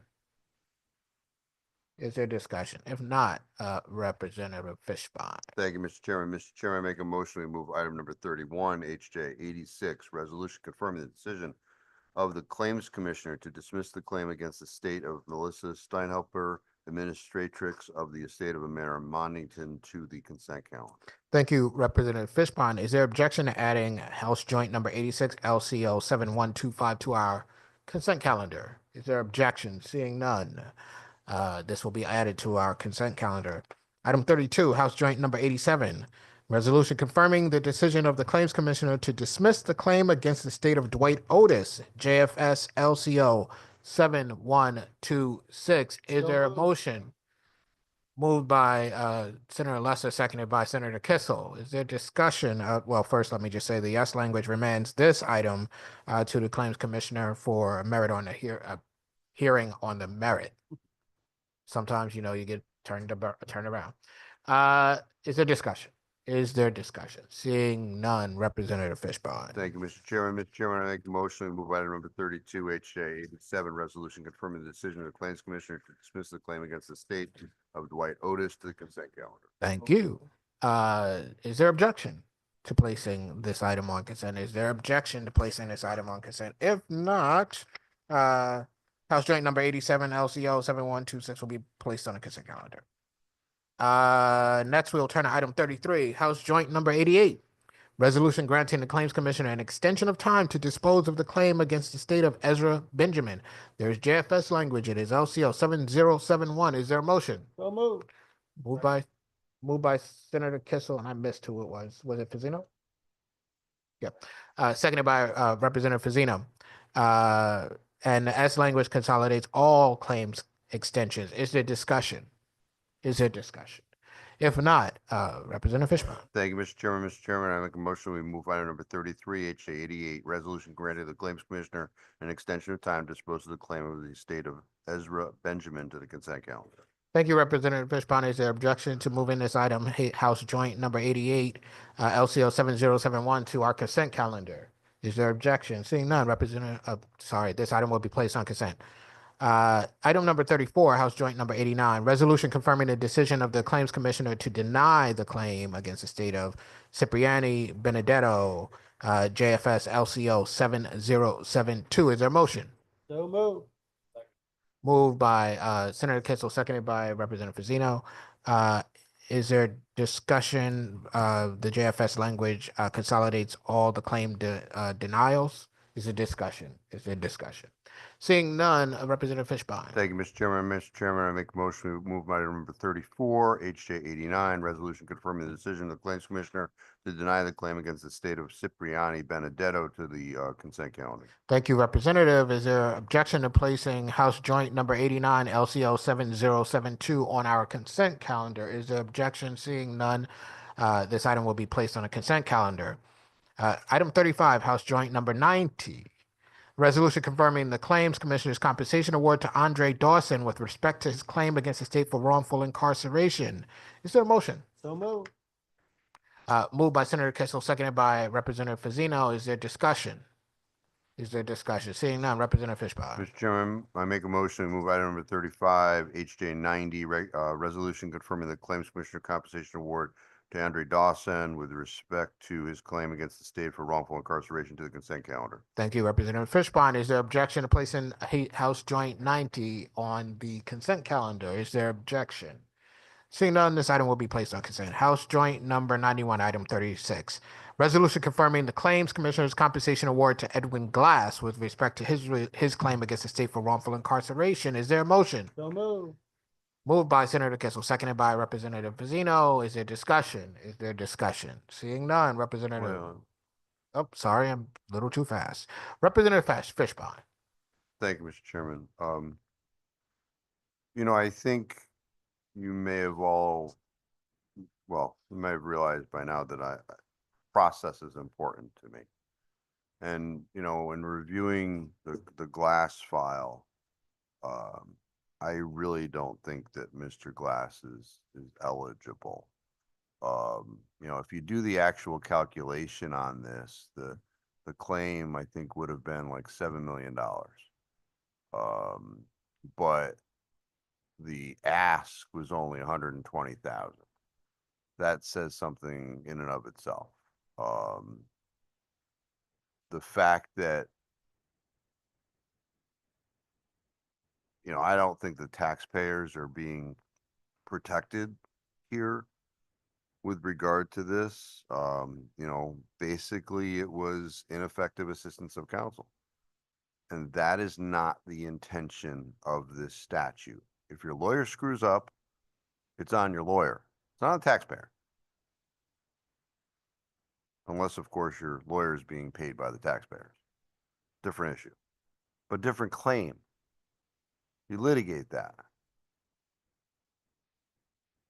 I'm not in support of this particular wrongful incarceration award. So thank you, Mr. Chairman. Thank you, Representative Stafford. Thank you, Mr. Chair. Mr. Chair, I'll be voting in support of this award today. I think, these are difficult cases, and I think they're difficult cases for the Office of the Attorney General insofar as anytime there's litigation, there's uncertainty. And I think, as was referenced, certainly if this case had gone to hearing, and if the hearing officer here, the claims commissioner, had come back with an adverse finding against the state, the risk was $7 million of taxpayer funding plus, because there's a chance for the claims commissioner to deviate upwards from that. I think we as a committee need to be careful not to second guess the decisions that are made by the Attorney General's office, that where they believe, given their analysis of a case, that it is better to pay a relatively modest settlement amount in order to avoid the risk of litigation. I don't know that we should step into their shoes and without having full information. So I'm comfortable supporting this today. I do agree that I think the claim was probably somewhat weak, but be that as it may, I think the Attorney General's office did the right thing in mitigating the risk to the taxpayer here, and so I'll support the award.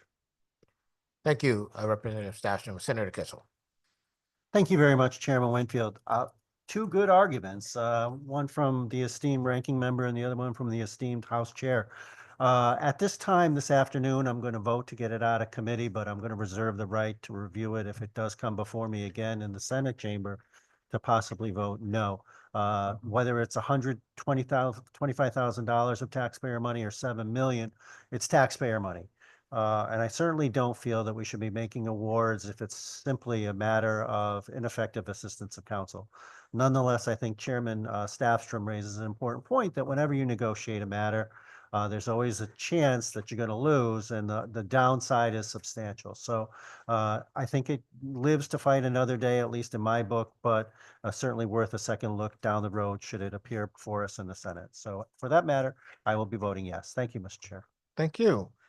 Further comment from members of the committee, further question or comment? If not, Madam Administrator, when you are ready, please call the roll.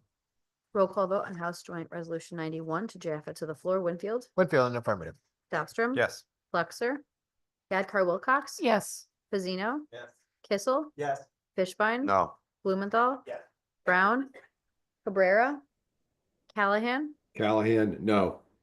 Chicarella, Senator Chicarella votes no. DiCaprio, Delaney, Dillon, Doucette, Yes. Ubitsky, Yes. Elliott, Gaston, Gilchrist, Godfrey, Howard, Jacobson, Yes. Johnson, Khan, Lamarck Muir, Yes. Lesser, Mar, Yes. Miller, O'Day, O'Day, no. Osborne, Yes. Havelock Tomato, Perillo, Quinn, Brahman, Roberts, Retigliano, Yes. Sims, Representative Sims in the affirmative. Veach, No. Walker, Wilson. Thank you, Madam Administrator. Now, item 37, House Joint Number 92, resolution confirming the claims Commissioner's compensation award to Richard Lapointe with respect to his claim against the state for wrongful incarceration. Is there a motion? So moved. Moved by Senator Kissel, seconded by Representative Pizino. Is there discussion? Is there discussion? Senator Kissel. Thank you very much, Mr. Chairman. I will say this, that up in our neck of the woods, north central Connecticut, and a lot of props to the Journal Enquirer newspaper out of Manchester, but they were constantly reporting on the Lapointe matter. Now, he has since passed, and so a lot of this is unfortunately way after it can benefit him, but there were concerns about his incarceration all along for years and years and years. This is justice done, probably too late, but at least it's justice done.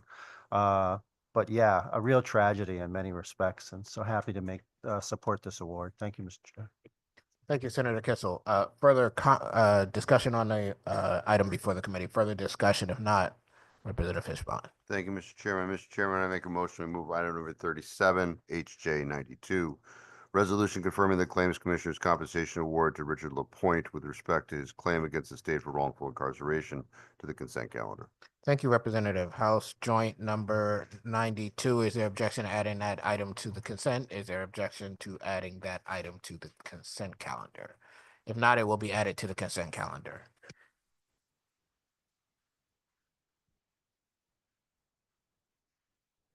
All right, Madam Administrator, if you'd read the items on the consent calendar, and then when you are ready, please call the roll.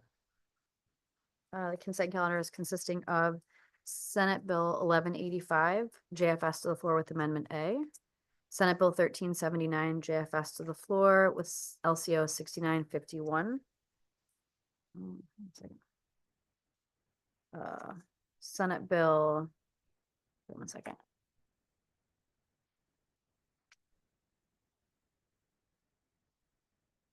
Sorry about that. Senate Bill 1446, JF to the floor. Senate Bill 1503, JFS to the floor with LCO 7161. House Bill 6970, which JFS to the floor with Amendment A. House Bill 6971, JFS to the floor with LCO 7063.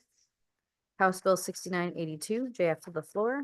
House Bill 7136, JF to the floor. House Bill 7141, JFS to the floor with LCO 7162. House Bill 7220, JF to the floor. House Bill 7251, JFS to the floor with LCO 7172. House Bill 7257, JFS to the floor with Amendment A. Senate Joint Resolution 58, with JFS to the floor with LCO 7146. Senate Joint Resolution 69, JFS to the floor with LCO 7138. Senate Joint 77, JF to the floor. Senate Joint 78, JF to the floor. House Joint 69, JF to the floor. House Joint 86, JFS to the floor with LCO 7125. House Joint 87, JFS to the floor with LCO 7126. House Joint 88, JFS to the floor with LCO 7071. House Joint 89, JFS to the floor with LCO 7072. House Joint 90, JF to the floor, and House Joint 92, JF to the floor. Roll call vote on the consent calendar. Winfield, Winfield in the affirmative. Staffstrom, Flexer, Gadkar Wilcox. Yes. Fazino, Kissel, Yes. Fishbein, Yes. Blumenthal. Yes. Brown, Cabrera, Callahan, Callahan, yes. Chicarella, Senator Chicarella votes yes. DiCaprio, Delaney, Dillon, Dylan votes yes. Doucette, Yes. Ubitsky, Yes. Elliott, Gaston, Gilchrist, Godfrey, Howard, Jacobson, Yes. Johnson, Representative Johnson votes yes. Khan, Lamarck Muir, Yes. Lesser, Mar, Mar votes yes. Miller, O'Day, O'Day votes yes. Osborne, Yes. Pavlock Tomato, Perillo, Quinn, Brahman, Yes. Roberts, Rutigliano, Yes. Sims, Sims in the affirmative. Beach, Yes. Walker, Wilson.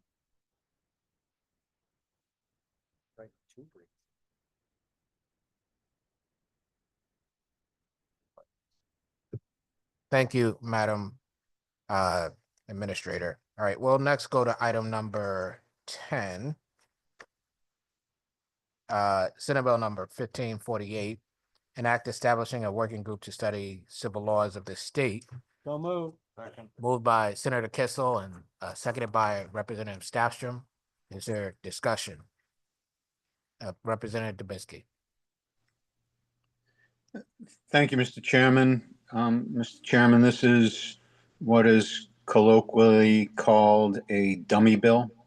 It has no substance. And it is designed, in my opinion, to circumvent the public hearing process and to allow the public to chime in on what the substance of the bill is. I know we have multiple dummy bills on the agenda today. I understand they're all being put together into one vote, and I have the same comments for all of them. We shouldn't be running dummy bills. We should be running bills with substance. And for that reason, I oppose this bill and all the other dummy bills. Thank you. Thank you. Representative Staffstrom. Thank you, Mr. Chair. And Mr. Chair, maybe I should have just pulled the tape from my comments last year on this exact same conversation. I feel like this is a repetitious one, but in defense of so-called placeholder bills, what I would say is oftentimes there are issues that come to this committee's attention sort of after our deadline, particularly on this committee where we are asked all the time, oh, wow, have you seen this court decision? It's really bad and you all need to do something about it, right? It happens to all of us every week on this committee. Stuff comes up after our JF deadline that we work in a bipartisan manner on this committee. I cannot recall a time that a dummy bill has been used sort of in a partisan way. I think you generally, when we put something into them after the JF deadline, it's after negotiation of the leadership of this committee that we need a vehicle in order to do something in a timely manner that comes up after JF deadline. And for those reasons, I hope folks will support this and the other 3 bills that we plan to move out of here today. Thank you. Thank you, Representative. Is there further discussion on the bill before us? Is there further discussion? Thank you. Representative Fishburne? Thank you, Mr. Chairman. Mr. Chairman, I make a motion that we move item number 10. Oh, no, we have to create a new consent calendar. There you go. And then we move item number 10, SB 1548, an act establishing a working group to study the civil laws of the state to that consent calendar. Thank you, Representative Fishburne. Is there objection to placing this item on consent? Is there objection? If not, the item will be placed on consent. And to be clear, it's Senate Bill 1548.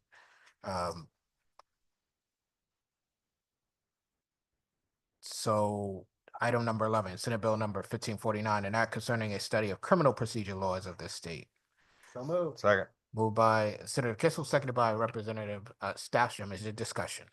Is there discussion? If not, Representative Fishbone. Thank you, Mr. Chairman. Mr. Chairman, I make a motion to move item number 11, SB 1549. An act concerning the study of criminal procedure laws of this state to the consent calendar. Thank you, Representative Fishbone. Is there objection? Is there objection? If not, this item will be placed on consent. We will turn our attention to item number 23, House Bill number 7256, an act concerning a study of the civil procedure laws in this state. Is there a motion? So moved. Moved by Senator Kissel, seconded by Representative Fishbone. Is there discussion? Is there discussion? Seeing none, Representative Stafford, I'm sorry. I caught it after it went past me. They look alike. Is Representative Fishbone? Thank you, Mr. Chairman. Mr. Chairman, I make a motion to move item number 23, HB 7256, an act concerning a study of the civil procedure laws of the state to the consent calendar.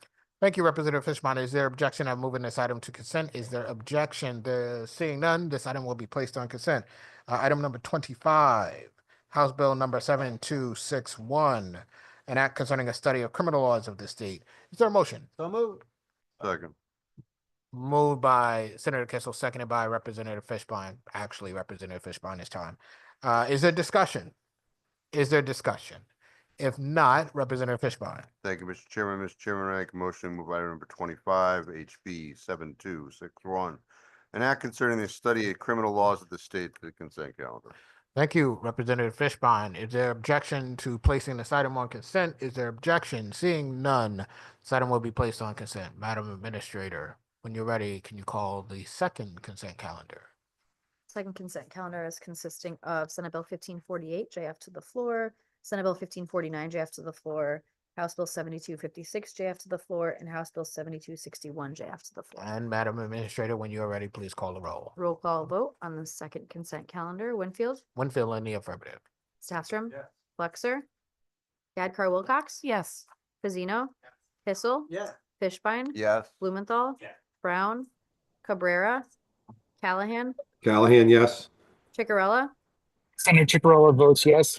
DiCaprio, Delaney, Dillon, Doucette, Yes. Dubitsky, No. Elliott, Gaston, Gilchrist, Godfrey, Howard, Jacobson, Yes. Johnson, Representative Johnson votes yes. Khan, Khan votes yes. Lamarck Muir, Yes. Lesser, Marr, Senator Marr votes yes. Miller, O'Day, O'Day, yes. Osborne, Yes. Havelock Tomato, Perillo, Quinn, Yes. Brahman, Yes. Roberts, Retigliano, Yes. Sims, Sims in the affirmative. Veach, Yes. Walker, Wilson.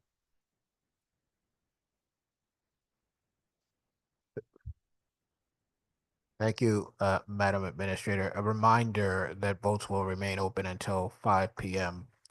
That is the conclusion of our work, but I think there's some things that the leadership of the committee would like to say, so I will go to Representative Staffstrom. Thank you, Mr. Chairman. Mr. Chairman, we have finished our business for this committee. As they say, on time and under budget, actually getting out a day early and a couple hours. So I want to thank everyone. You know, as usual, this committee moved a lot of business, moved a lot of significant business.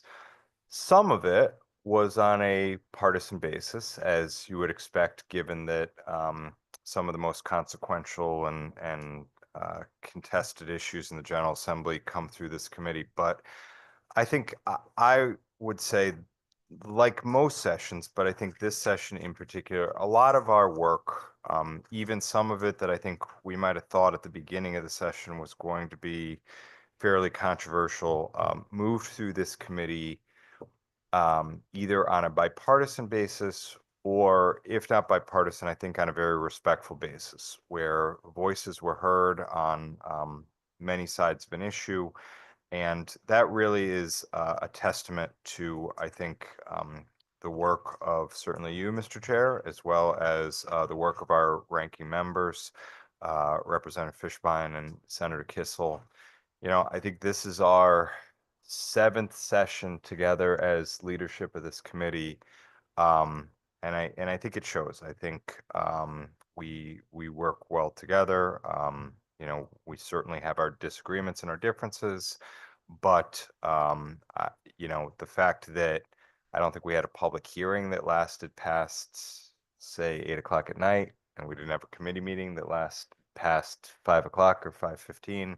I think is a respect for the process.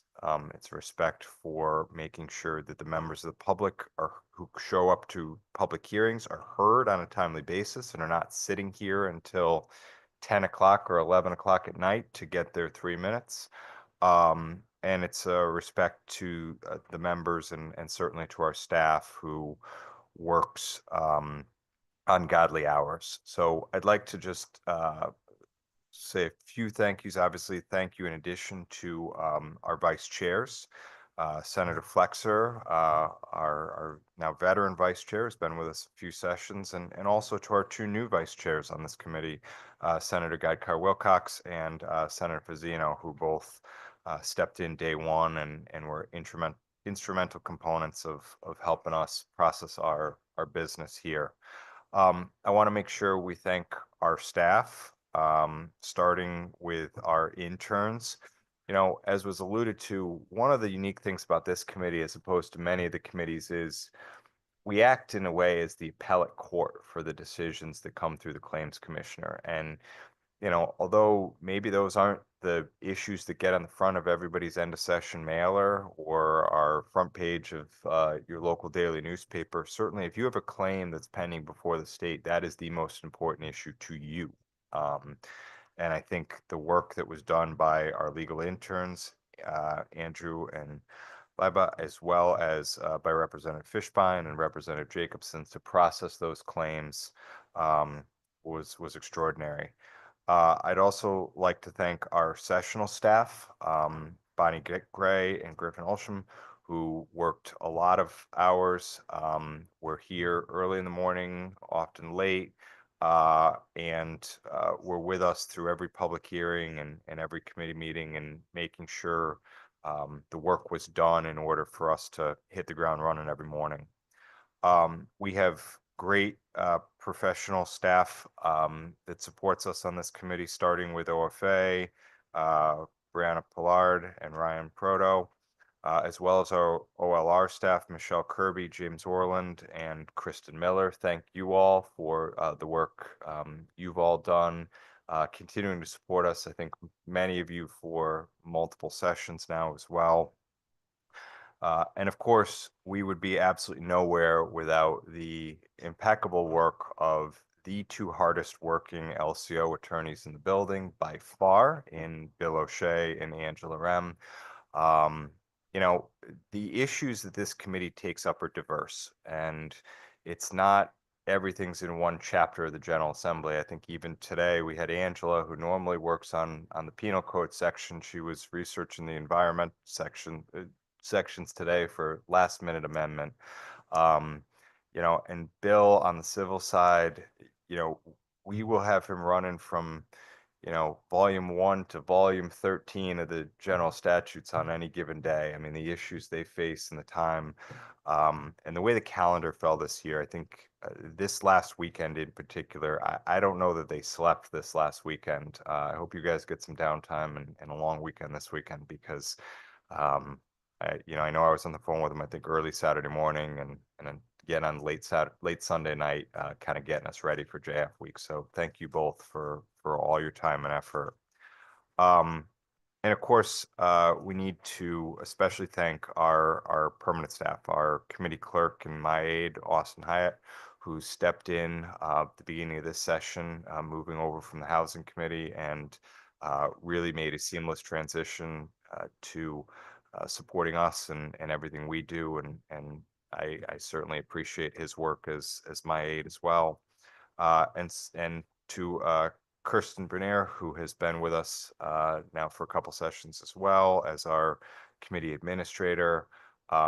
Just absolutely seamless. You know, in addition to claims, we started the session with several days of judicial confirmation hearings, and I don't think folks quite understand the amount of research and the amount of backup and background that goes into pulling those hearings together. We sort of show up at 10 a.m. and put the first witness under oath and get going, but it is hours and hours and hours of work to get ready for those. And so thank you both for all your work. And to all the members of the committee, thank you for the long hours. Thanks for sticking with us for the public hearings. Thank you for helping us move our business. We are not going to meet tomorrow, and we should not be here next week, assuming that the chambers do what they're supposed to and hold referrals until mid next week. But we will obviously be back together before too long on referrals after the Easter break. And so look forward to seeing everyone again soon. Senator Winfield. Thank you. Gonna go to Senator Kissel.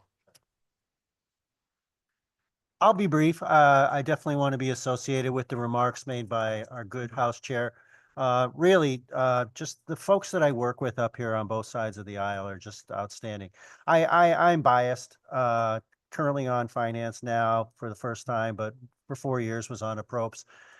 You know, almost every committee in this building I've served on at some point in the last 33 years, but this is the best committee without a doubt. I just would hold it up to any other. If you look at just the volume of business that this committee produces, it's just amazing. And as the good chair from the House indicated, Representative Staffstrom, most of it is bipartisan. I mean, these are not necessarily partisan issues, although people have strong beliefs philosophically. But a lot of these are like legalistic, very, fine-tuned kind of issues. And it goes all over the place, but it definitely affects our constituents in so many ways. I couldn't do this without my crack counsel, Melanie Dykes. I just want to thank her from the bottom of my heart. I mean, on all of this, it's no great secret in this building that my eyesight is horrible. And that's just one of those things. At least it's not getting any worse thanks to a lifetime intercession with St. Lucy and a lot of prayers. But it's just sometimes that's the things that happen to you. I'm just lucky to be on this planet. My fellow ranking member, Representative Fishbein, he's just a wonderful person to work with. He's got passion. He's got strong beliefs. He's a smart cookie. And I learn a lot. Some people might find, oh my gosh, he's asking like an hour's worth of questions, but I learn a lot from those questions and the answers that we derive. And, nothing's getting by him. You're not going to fool him on anything. And likewise, the chairs do their homework. One thing I've learned over the years, whether it was Mike Lawler and now Justice McDonald or whomever, Judge Coleman, whoever was on this committee, back to when I started, like I said, 33 years ago. If you do your homework and you study an issue, you get respect around here. If you don't, if you just want to like give out fluff and like a partisan position without any substance, it's not going to fly. And the co-chairs on this committee do their homework. They know it. And I will say this to Senator Winfield, he may not be an attorney, but I bet you he could take the bar exam and probably pass it because he does that amount of work. So everybody on this committee is really dedicated. I think that we bring out the best for the people of the state of Connecticut. Caitlin Liajo, my new legislative aide, I couldn't do it without her and all the other support staff. Kirsten, thank you so much for being there for us. To the extent I have forgotten anybody, I apologize. But I couldn't do this without people on both sides of the aisle and both chambers and everybody else that supports us in this building. We shine because everybody here shines. And I'm so proud to live in the state of Connecticut. And it's not a criticism. I think sometimes strong beliefs, whether you're Democrat or Republican, is a good thing. This country still works, even though they're out in the street protesting. It's all okay. It's all okay as long as we all voice our opinions and march forward together, because we all care about where we are. We're a small state. We can be a nimble state, and we can do great things. And I look forward to a very productive session as we march forward towards June. Thank you all so much. Thank you, Senator Kissel. Representative Fishbaum. Thank you, Mr. Chairman. I want to thank my Senate ranking. For all your flaws, you are there. Thank you, buddy. You are always, no, you are there. I mean, so no, and we say a lot of stuff behind the scenes and, he knows what that means. Give me more of those guys. He knows what that means. And obviously the chairs, we work together very well. I think. I don't think we're supposed to. I don't think that's the plan, right? But we end up that way. Because we come here with the numbers are the numbers, but we call each other frequently. We're able to talk about things. We all have our passions, but I think we really do work together. My colleagues on the committee, great to work with all of you. Jackson, Jackson's always there. I don't know how he does it in the middle of the night, coming up with this stuff. I mean, the staff, Kirsten, I call you. I mean, you know the answer, right? You don't have to look for it. You know the answer. Austin's coming into his own. LCO, I love English, the English language, right? And it's fantastic to be able to talk about, moving this word here and there. And that's the stuff that I just love. My little brother down the end, nobody knows how much Greg Howard works. He works. And maybe someday he will grow up into being a fine legislator. What a lot of people don't know is Sunday, I got food poisoning and I ate shrimp and I was deathly ill. And I got 1 hour of sleep. I was up all night and I had to come in here and deal with gun bills. And we got through it. But it was a toughie. And last year I admitted that I have this blessing and curse that every once in a while, things just come to me in iambic pentameter. And I was thinking a couple days ago, what am I going to say today? And I couldn't come up with anything. And I was like, okay, it's going to be dry. It's just going to be thank you. Let's go. And it wasn't last night. It was the night before. I'm sitting at my desk and all of a sudden a little voice said to me, to all the bills that have come before. And I don't know where it came from. So, to all the girls I've loved before, right? The song, right? So I put this thing together and I did try and sing it last time. My wife said, do not sing. That is hard. But anyway, this is the way it goes. To all the bills that have come before, this committee to be seen nevermore. It is all just a farce, because next session, of course, they'll just crop up for an encore. To all the bills that have come before and the advocates knocking on my door, have you read the bill? A precursor I instill. It is preparation that I still adore. To all the bills that have come before, wacky weed is best smoked outdoor. Never mind the hot box. You will just end up in detox. Or perhaps that is just folklore. To all the bills that have come before, creating protected classes evermore. There is no end in sight. Some victims will delight, while many others are barred at the door. To all the bills that have come before, federal law is supreme, you can't ignore. No matter how you fuss, the opposition isn't us. The U.S. Constitution is evermore. To all the bills that have come before, don't eat shrimp from that store. Your belly will hurt. Bodily functions will squirt. Oh, God. Dear my. And you'll be rushing to the drugstore. To all the bills that have come before, getting convicted here is such a chore. Yet it happens to some, others on the run, but excessive speeding is nevermore. To all the bills that have come before, this session traveling in and out my door, I'm glad you took the time to listen to my rhyme about all the bills that have come before. Thank you. Here, here.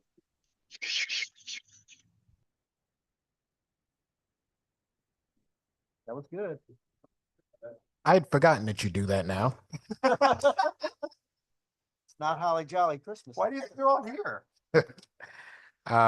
So I just want to start off by thanking Representative Staffstrom for making sure that all of the staff is covered. Sometimes in our remarks, we mean to cover them, but we get deep in the remarks and forget. I do want to point out a couple of the staff. I want to start with our LCOs. Everybody gives them credit for the work that they do on this committee, but they work on other committees as well. So they could just do the work of this committee, and it would probably be too much for most folks. So they really do an amazing job, more than we actually give them credit for.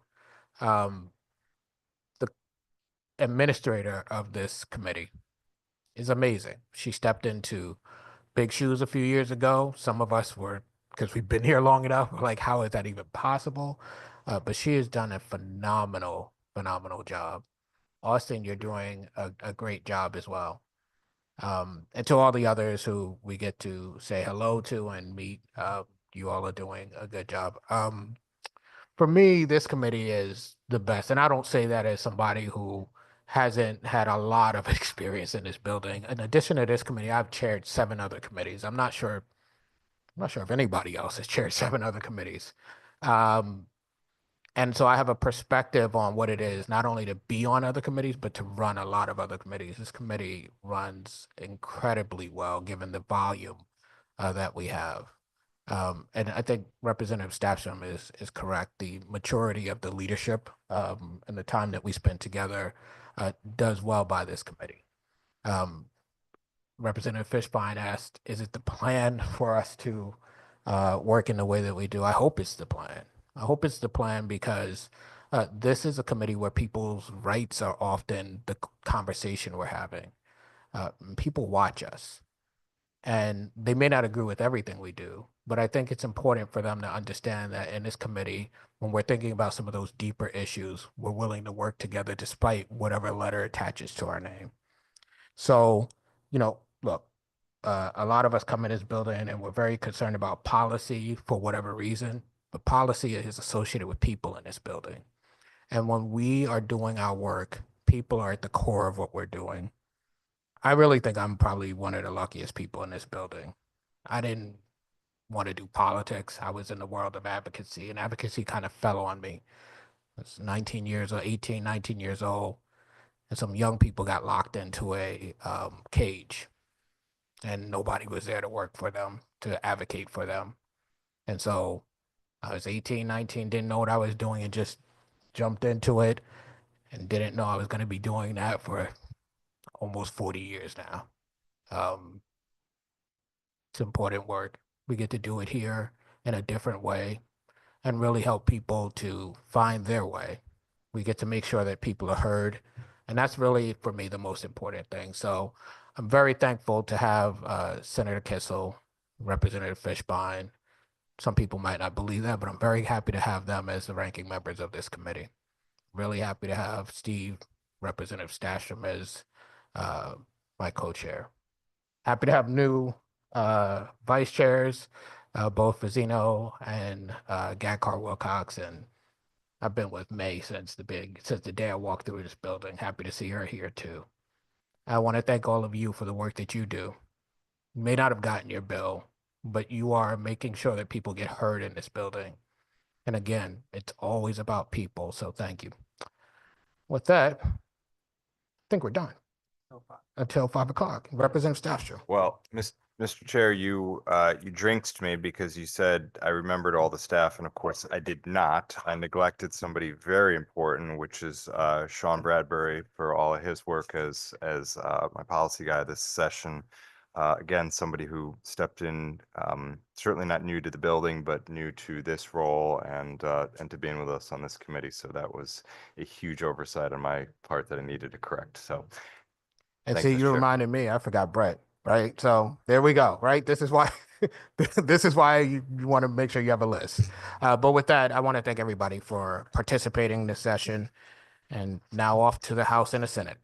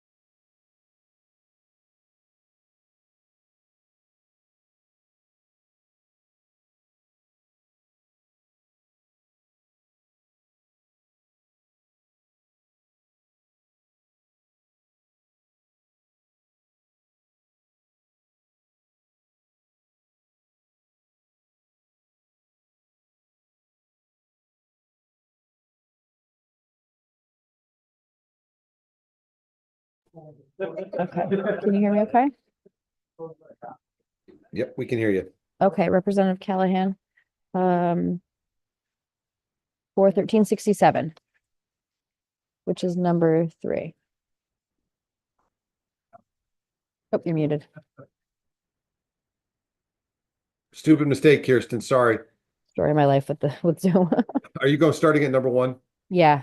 Or I should, well, first was on consent. So the first roll was number 3, 1367. And that's number 2. That's number 3. Bail bonds is, I'm sorry, I just want to make sure I'm doing the right one, Okay. Kirsten. Okay. Number 3 is a no. Okay. So, okay, so I have it that you're set for consents. Okay. For 1387, which is number 5. 1387 is number That 5. was the Segis bill. Yeah. Yes. No. I'm a yes on that one. Yes. Okay. 1500. 1500 is number 7. Seven, That was not consent. It was not consent. I'm a yes. You're a yes. Okay. 1542, which is number 9. Number 9 is 1542. I'm a no. Okay. 71. I've got you for that.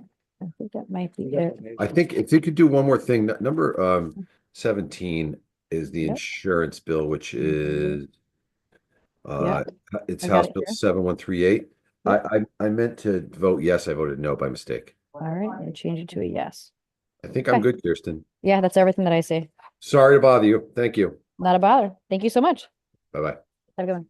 Representative Delaney, Madam Administrator, how are you? very good. What?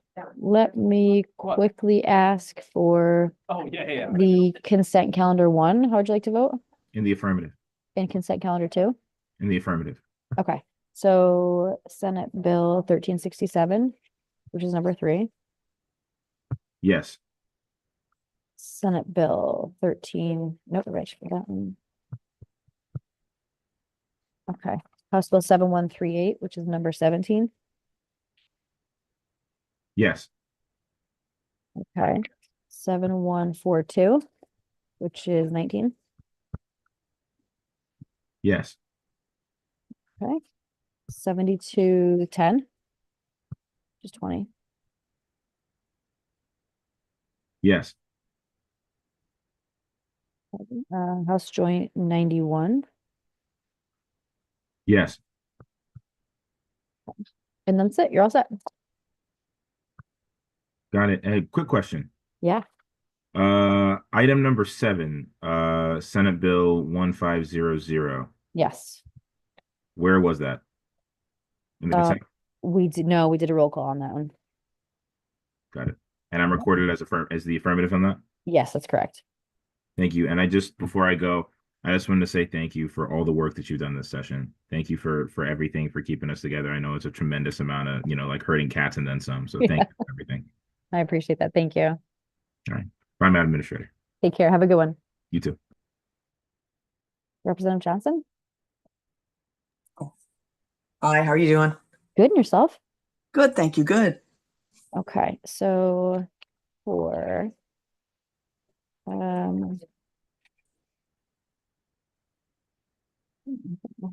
okay, for House Joint 91.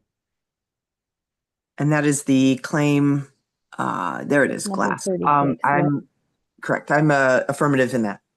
Okay, you are otherwise all set.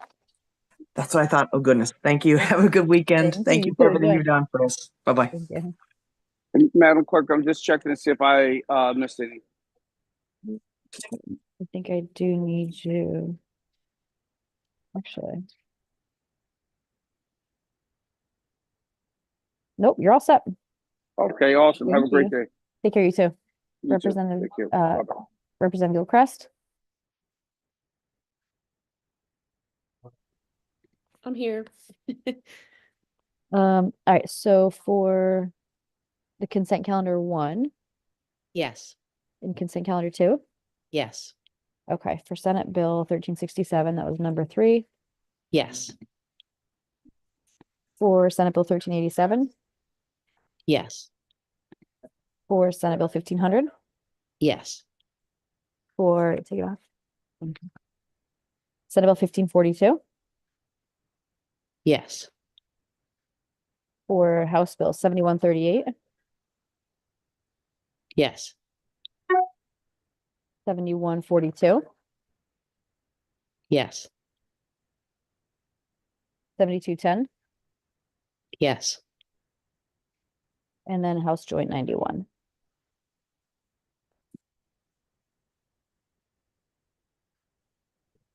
Yes. Okay, you're all set. Thank you. Thanks for everything. Thank you. Have a good one. You too. Representative O'Day?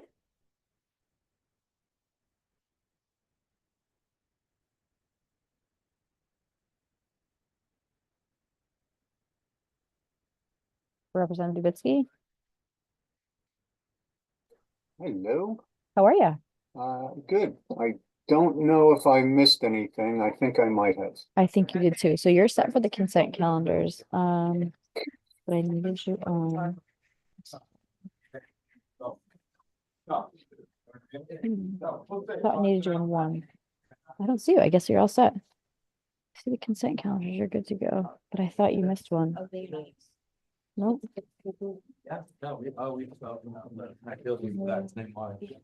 No, you're all set. Got them all? Okay. Yeah, we're good to go. Okay. Thank you so Thank much. you. Take care. Appreciate it. Bye-bye. Representative O'Day?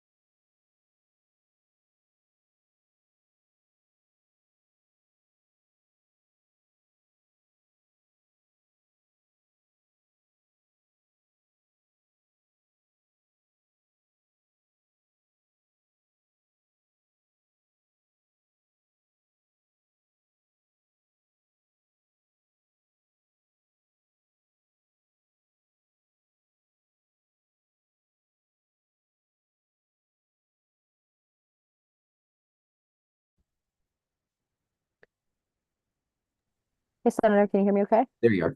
Yeah, it was muted. Okay, do you want me, so do you want me to just, we had two consent calendars.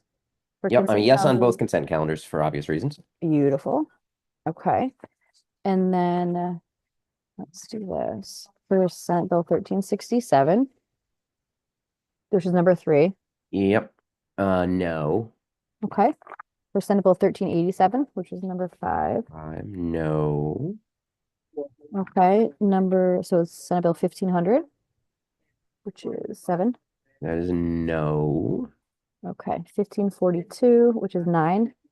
That is a yes. Okay, 7138, which is 17. Did we miss 1548? They went on Oh, we didn't consent. vote on that. We didn't, yeah. Yep. Okay, so I'm sorry, where'd you go to? That's I okay. apologize. Number 17 was so 7138.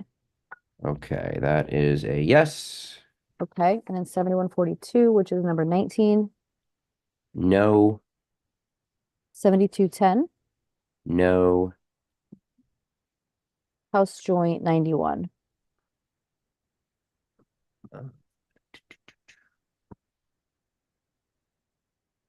That was number 36. Yep. No. Okay. All right, you're all set. Beautiful. Thank you so much. Thank you. Take care. Bye. Senator Miller, can you have a sec? Yep, I'm ready. All right, so for consent calendar 1, how would you like to, do you want me to tell you what's I on need it? to know what's on it, please. Beautiful. Yeah, of course.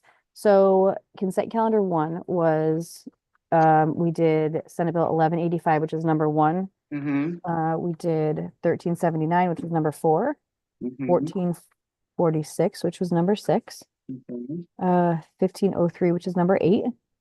6970, switch papers. 6970, which was number 13. So 13, 14 was on consent, 15 was on consent, 16 was on consent, 18, 21, 22, 24, 26 through 35, and then 37. 26 to, oh, I'm looking at the wrong thing. Okay, 26 through 35. Yep. And then 37. Okay. Hold on. Yeah. And then 37. So Was that 36 consent? was not. No. And how did the cool. chairs vote on 36? 36. Let me just grab that. Was the chairs voted yes. Okay. So I vote yes on that. Okay. For the consent calendar? I vote yes. Okay, the second consent calendar, before we go to the individual ones, the second consent was number 10 and 11. They were the dummy bills essentially. The 10 and Oh, 11. okay, that's another consent. Okay, so that's consent 2. Okay. Yeah, consent 2 is 10, 11, 23, and 25. 23 and 25. Yep. 23. Consent 2 and 25. Okay. So I vote yes. Okie doke. All right, cool. So those are done. So then next for roll call is number 3, Senate Bill 1367. I vote yes. Okay. Were there any bills that the chairs didn't like, person? No. Okay. Senate I voted Bill- no on, I should say. Okay. Senate Bill 1387, which is number 5. Number 5, yes. 1500. Yes. 1542. That's number 9, yes. 7138. So you skipped 69? We skipped. I mean, number 69. 12? Yep, number, yes, right. Okay, 7138, on it, yes. Okay, 7142. 7142, cause of action, yes. Good bill, all the pass. 7210. 7210. Oh, I could have had that on consent. That's a yes. Okay, and then House Joint 91 you already voted for. Okay, you're all set. 7251, what did we do? 7251 went on consent. That went on consent, so I had the wrong number. Okay. Thank you. You're very welcome. Good to see you. All right, appreciate it. Good seeing you too. Take care. Bye.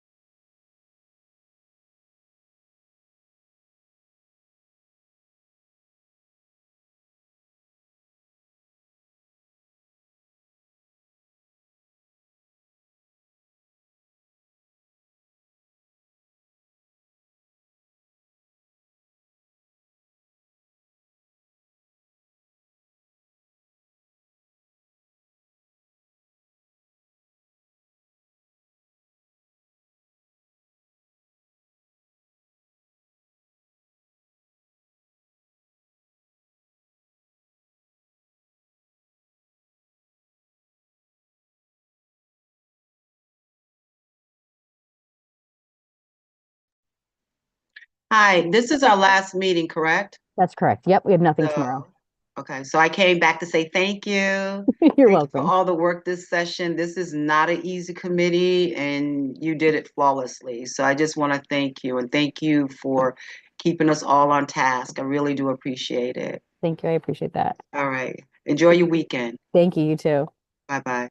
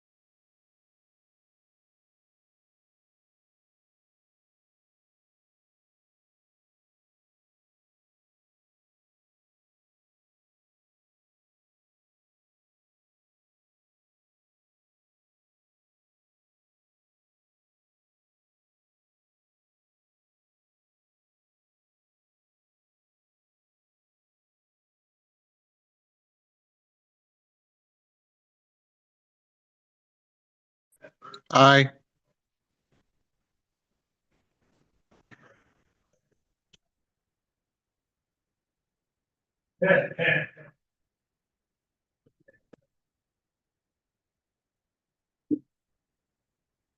All right, is anyone there?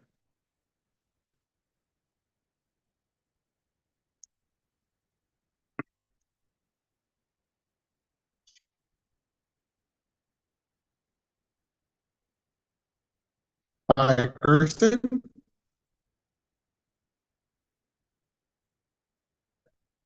Hello? Yeah, okay.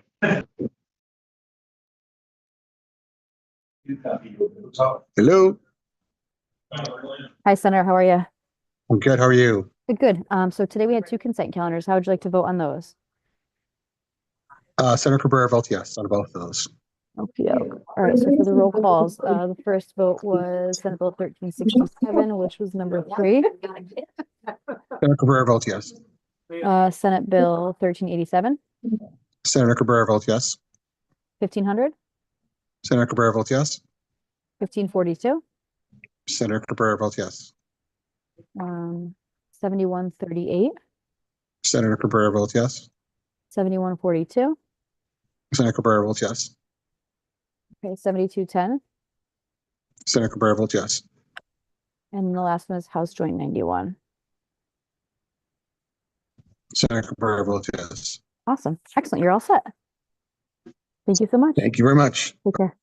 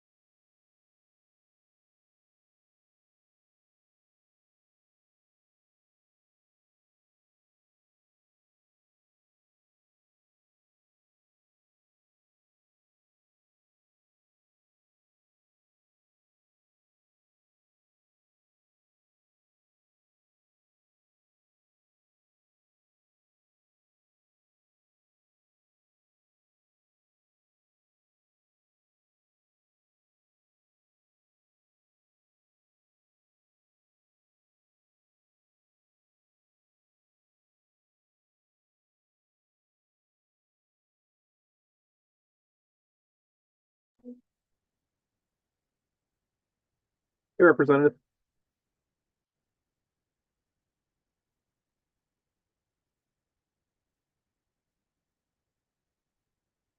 Hey. Right about you. Can you hear me? Yes. Give me one sec, sorry. Okay, how do you vote on SB 1542? Yes. Perfect. Thank you so much. Thank you. Have a good one.